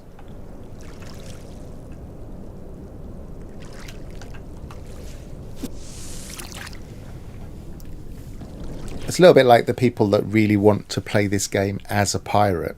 There should be options that make it really role-playable to be a pirate. You can choose to be a pirate, and then that makes it more difficult in other ways. You don't get to be chummy with all 3 of the other guilds, for instance. They will notice that you're a pirate, and they will stop giving you stuff. They will, and at the moment, yes, there is a mechanic, but you can fix it so easily. There's no meaningful choice there. You can be a pirate, and then tomorrow you can be back friendly with the guilds again, and it doesn't make the slightest bit of difference.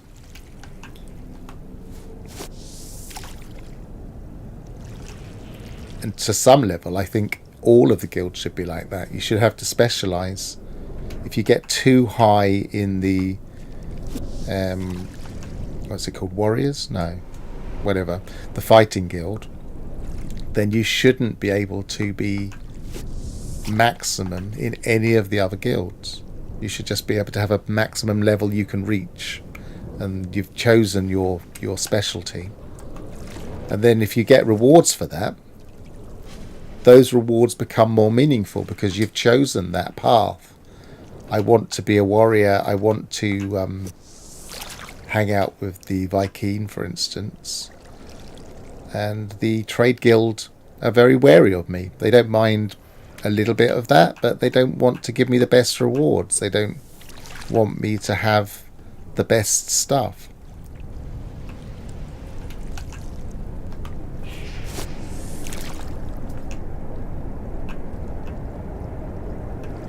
I don't know how popular that would be. You could make it an option. It doesn't have to be the default game. Just like they've finally brought out some kind of abandoned play. And even that gets controversial because people say, oh yes, but you can't access the purple systems because you need to play the game. It's like, well, if you play that mode, not really the thing you're trying to do.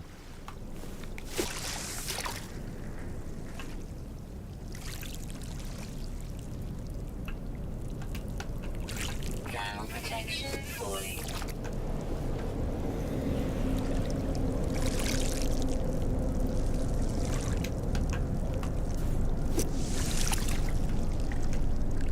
Come on. Just one large would be nice.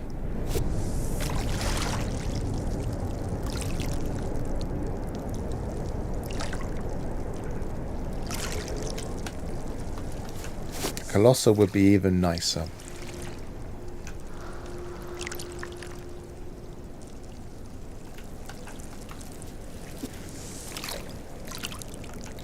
And if I can't get it by 3 o'clock, it's 2:47 here. If I can't get it by 3 o'clock, I might have to think of a new strategy. Come back and do it again.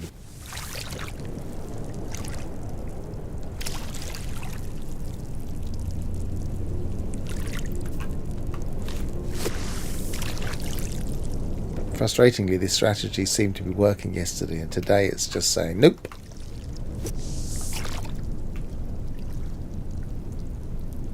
Extreme temperature detected.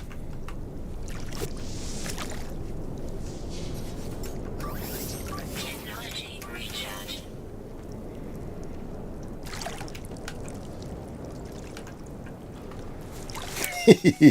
Yeah, that would be a good strategy. Can we just shoot the fish with our ships? A bit like the old gather resources by shooting a moon.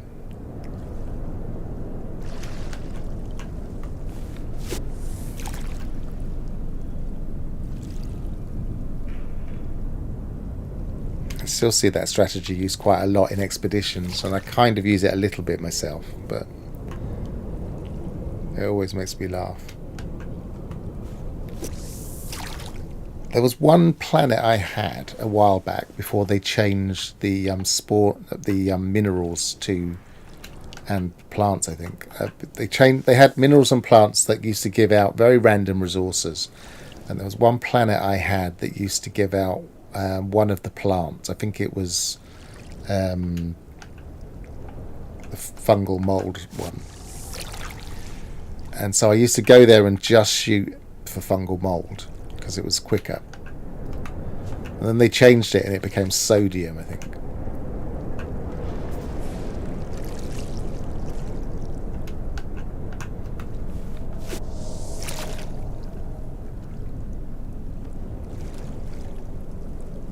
And it was a good idea to rebalance the minerals so that they were better for the starting game. But it was a bit frustrating that they did it for that planet.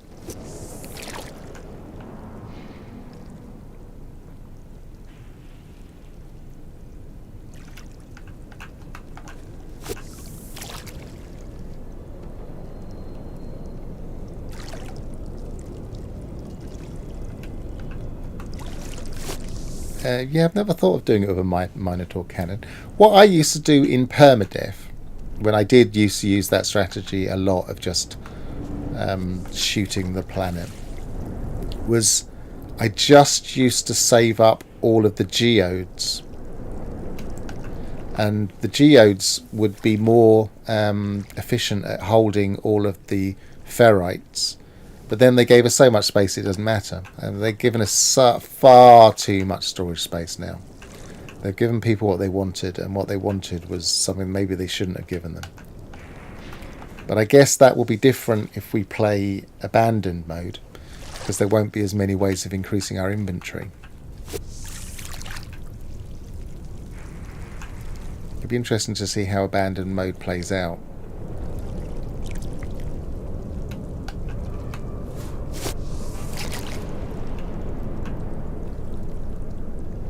Yeah, there were, like, I never saw a cactus flesh one, but there were, theoretically, there was one for every eventuality. Was it Frontiers? I think it might have been slightly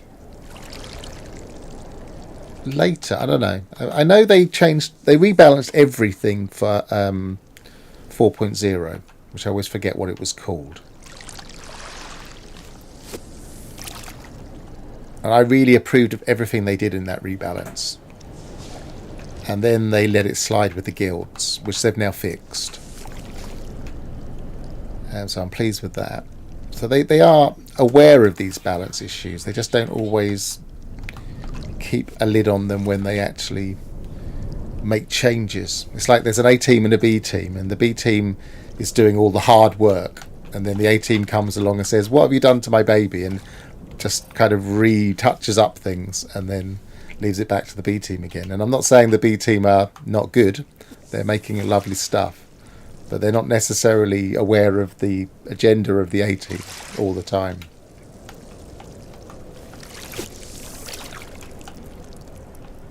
So if you started playing in September... Yeah, Waypoint, that's it. You started playing in September 23. How far have you got with your main save? That's medium, I think.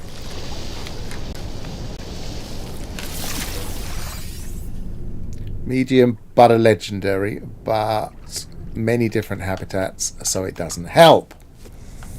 Not having the best luck with random numbers here.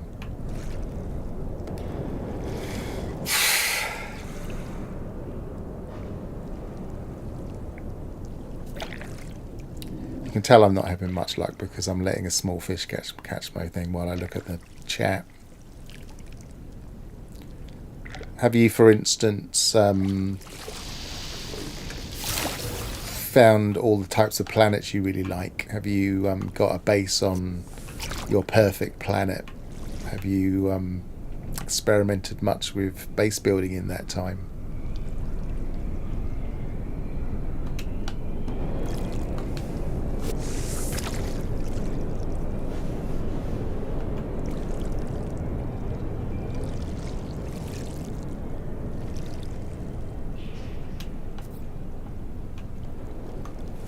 Serial restarters. I know those people. I restart occasionally as opposed to... I had to restart. Now, this is kind of my main save now, although it's not a min-max save. It's not got everything. But I had to restart just because my main save was creaking at the seams. And this is a classic example of how it can happen. I put this particular save into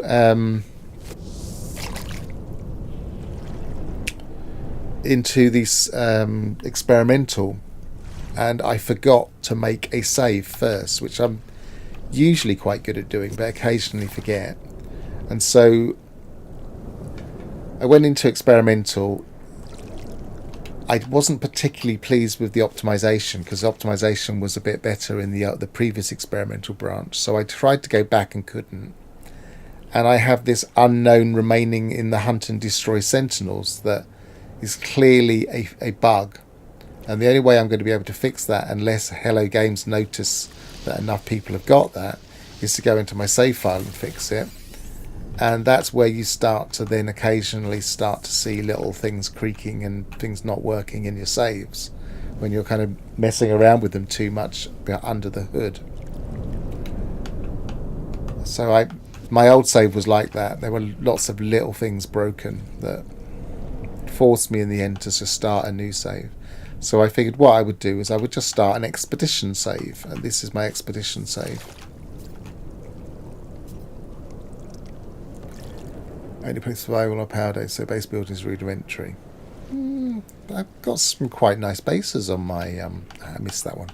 On my... I think I've deleted my survival save now because I didn't see the point of it. But on my permadeath save, I had some quite nice bases. I think very productive bases.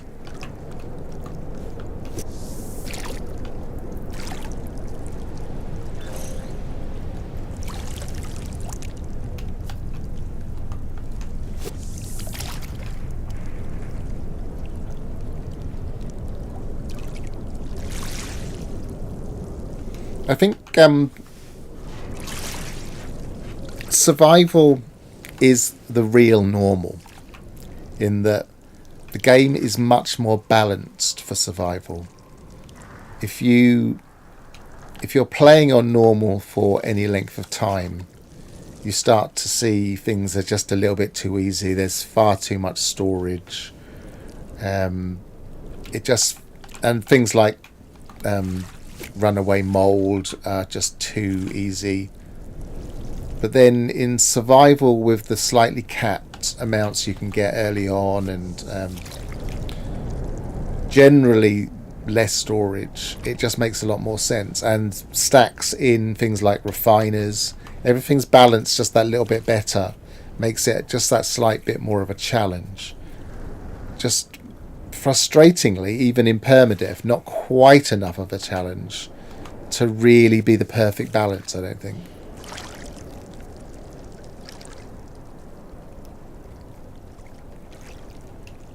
Been watching survival main save but not done it yet. Found a squid by myself, which was the high point for me. Only glyphs I've kept. I do like the squids personally, but I don't fly them. But I do like finding them. There's always quite good to find them. I absolutely enjoy the start game. By mid-game I start feeling overwhelmed, and then that's very common. Everybody on Reddit is saying, I don't know what's going on now. I don't know what to do. I'm being told to do 50 things at once.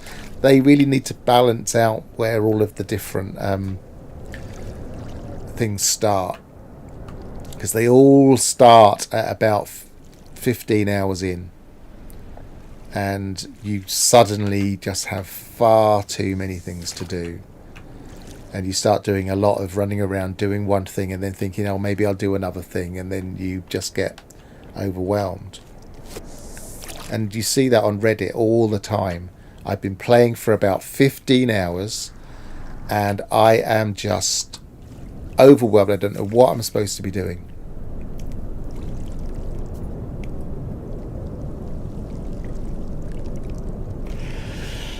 I don't know if I agree with that about permadeath. If you've got it on permadeath and you do play the tutorial, it's harder.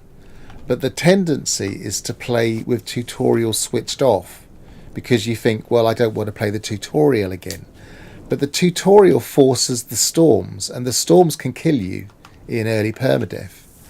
And so I feel like they've got that balance wrong. If you click I don't want tutorial, it shouldn't mean I don't want any storms. You don't get any storms at all on your starting planet if you turn off tutorial. And that suggests to me that the way they've done it is that the selection of the starting planet is always a no storm planet, and then they add the storms on top as a layer of the game. So it's a fake storm. And if ever people came to that planet outside of that save, they wouldn't see any storms. And they've forgot to put the storms back in the non-tutorial mode, or they should just put you on a different planet, put you on a slightly stormy planet, and then it would make sense.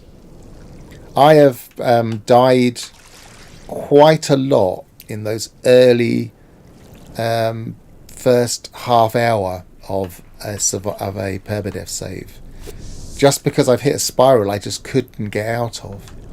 And I like that element that you can hit a spiral where, I mean, I once got to my ship and I was farming the area around it, and I made the mistake of not moving quickly and doing more quickly, and I hit a spiral where I could jump out of my ship and run for resources, but they were all just slightly too far away, and I couldn't quite make it back in time to not die. And in the end, I just couldn't reach out far enough for the resources, and I got stranded and died. And that is realistic survival. That's what happens.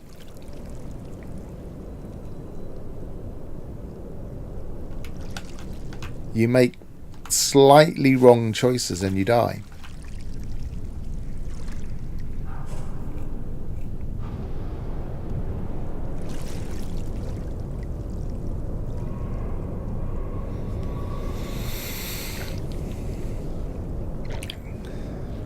I was really disappointed when they said you could disable the tutorial and then made that mistake.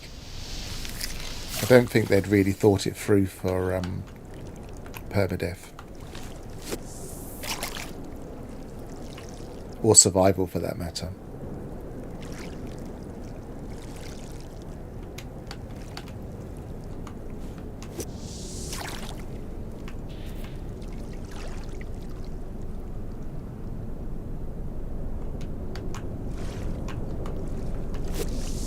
But after that, once you've taken off, once you've started to play the actual game, if you know the game well enough, you're not going to die. You're only going to die by silly mistakes that you make. People always say, oh, you're more likely to die with glitches, but I haven't died of a glitch for absolutely ages. Usually it's... You used to see a lot on Reddit, people say, why on earth did I die here? And they'd show you a video of them dying. And you could see exactly why they died. And they would say it was a bug. And you think, no, you just didn't actually have any... but you were doing like I'm doing now. You weren't keeping up your hazard protection, and you got bitten by something or some other basic thing.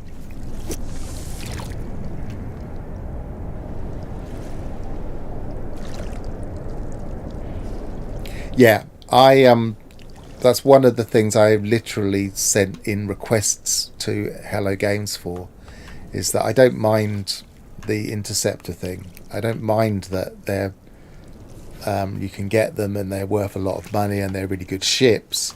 What I find a little bit frustrating is that you can get such huge amounts of cash for them because their inventory's not broken.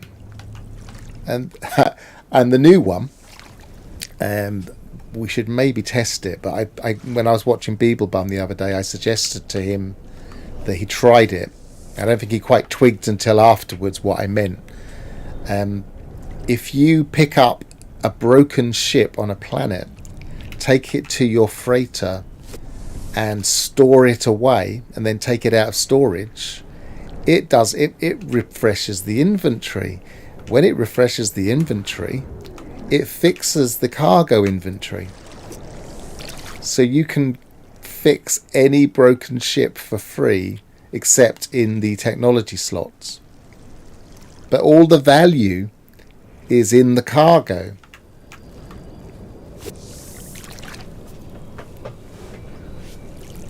Yeah, as Gravnaught's just pointed out. That's a classic example of the B team bringing in great new features we all want to see and doing all the hard work, but the A team have took the eye off the ball and said, hang on a minute, you've forgotten that the point of these ships is not just to have a big collection. There are other things going on with ships, and you've forgotten one of them, which is getting crashed ships.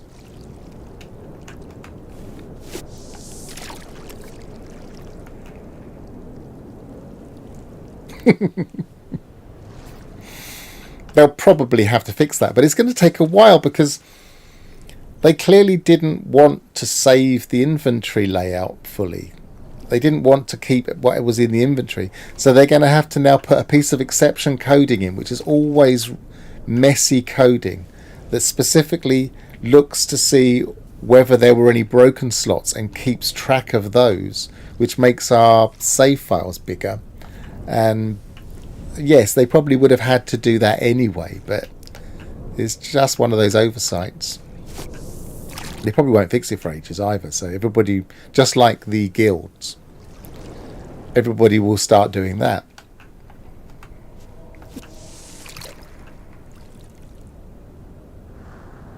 Yes, that could be another way. You can only store ships that are repaired. That would actually be a lot more elegant.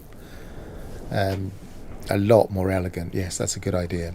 Maybe we should suggest that before they make the mistake of bulking out the inventory again.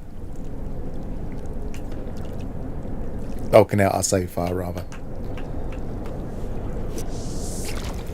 Somebody reported that their ship broke, that they lost, that, like for instance, they stored one of the specialist ships and then they an exotic, and then they took them out of storage and they were not the same colours, and the specialist ship was lost in a similar way to if you mess around with your save file and don't alter the appearance section. So I'm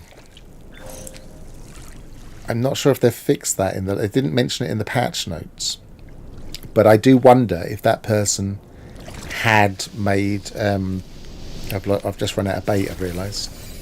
I do wonder if that, I'm going to just dredge for a second, I do wonder if that person had actually also messed with their save file at some point, because if they were avid ship collectors and had been waiting for ships for ages, and they were a PC player, then the logical thing to do is to store your ships.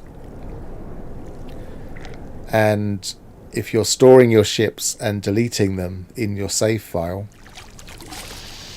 then that bug can occur anyway.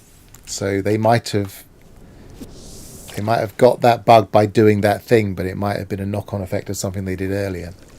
This is the problem with bug handling, is that a lot of people just say, why don't they just fix this bug? It's been around for ages. And it's like, well, because they haven't got to the bottom of that bug. It's not as simple as just fixing it.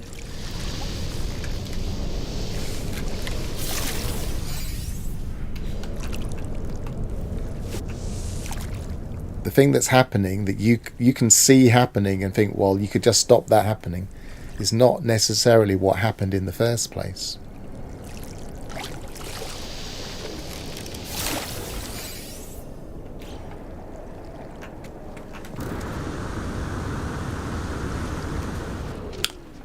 Right, did I leave any cooking? No, but I should have lots of fish now.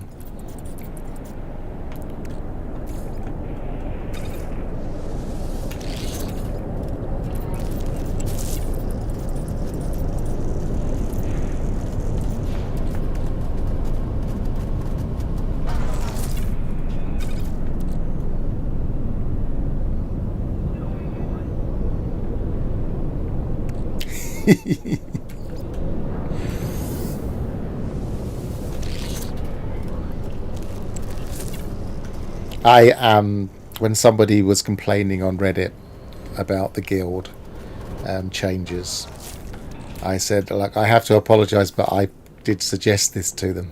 It wasn't the exact suggestion I made, but I did suggest they really had to rebalance that. And because it needed rebalancing, it wasn't right, it was silly.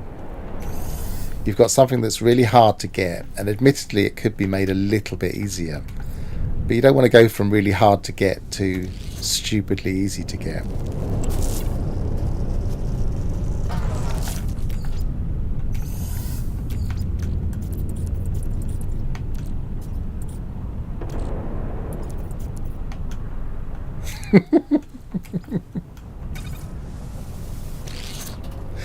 But I messed up my own game as well. I used to get salvaged frigate modules.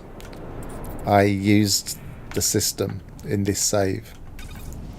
I just couldn't resist in the end. I was, like I said, I was working out some kind of bartering system where, well, if I get this many of the things that they want that aren't too easy to get, and I give them to them, then however many I give them, I can take the salvage frigate modules. But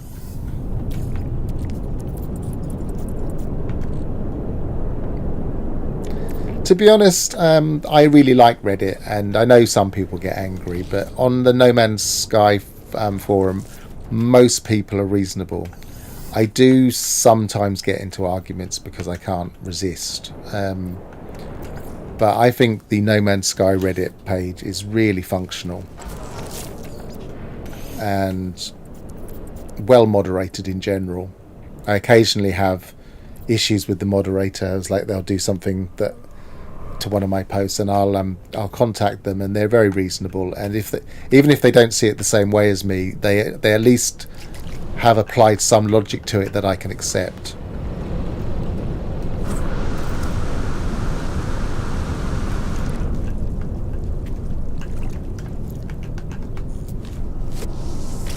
Absolutely a great community. You can't find a better community than No Man's Sky community. You can see that in when a big streamer suddenly streams No Man's Sky, we all go and watch, and we all go and watch not just because we really want to see that streamer do well at playing the game. We all go and watch because we love the game. And it's like, oh, someone else is streaming, and they're a different person, and they bring new eyes to the game, and that you see the game through their eyes, and that's just really lovely. And I don't think there are many games where you would just go and watch, and you wouldn't get loads of people giving spoilers or jumping in and saying you're doing that wrong. All of those things would happen with most games, but a huge number of us will just jump on and watch a new streamer stream the game. And they'll like ask questions, and we'll say, "No, it doesn't matter. Do what you want."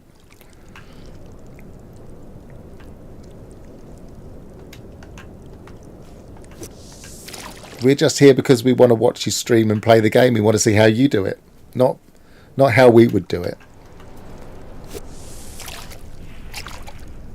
We want to see you enjoying it and understanding why we love it.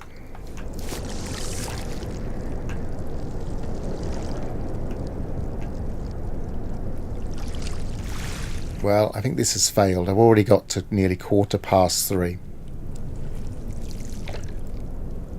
Player gifting on the anomaly.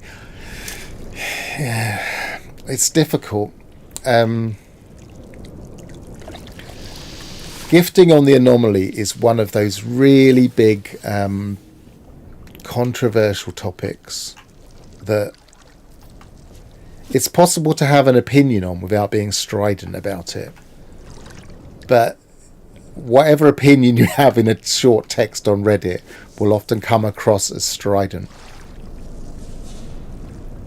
So my attitude is you should only give things to people that want them. But if you're too generous, you're actually spoiling their game, and they don't even know yet. And that's a shame. And I've had that happen to me when I first started the game. someone gave me a load of cakes. I didn't know what cakes were. I thought Nada had just dropped them in my inventory as I ran past. I thought, oh, that's interesting. I wonder what they are.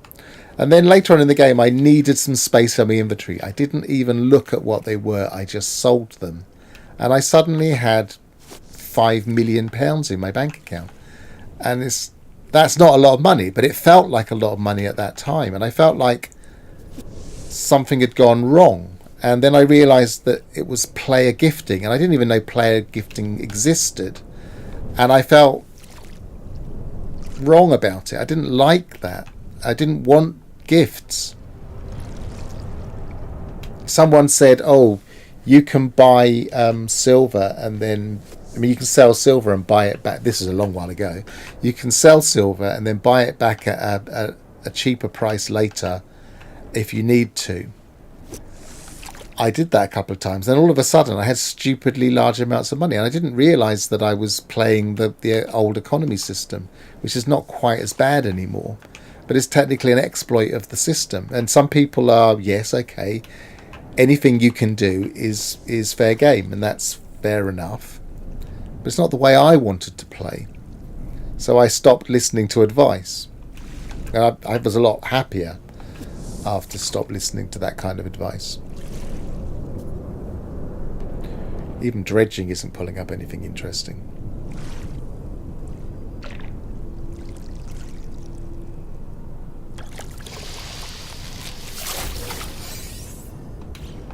Right, this has failed. I'm going to go and have something to eat. Thanks for watching and the chat.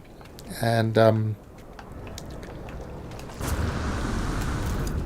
even if I sound like I moan occasionally, I do love this game. I wouldn't be able to get here and do this stupid thing if I didn't love this game. Let's take that out of there just in case it gets lost.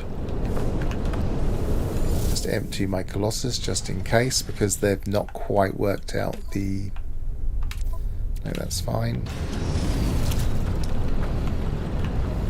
So, thanks a lot for joining me. I've been Pharaoh. Travel well, and goodbye for now.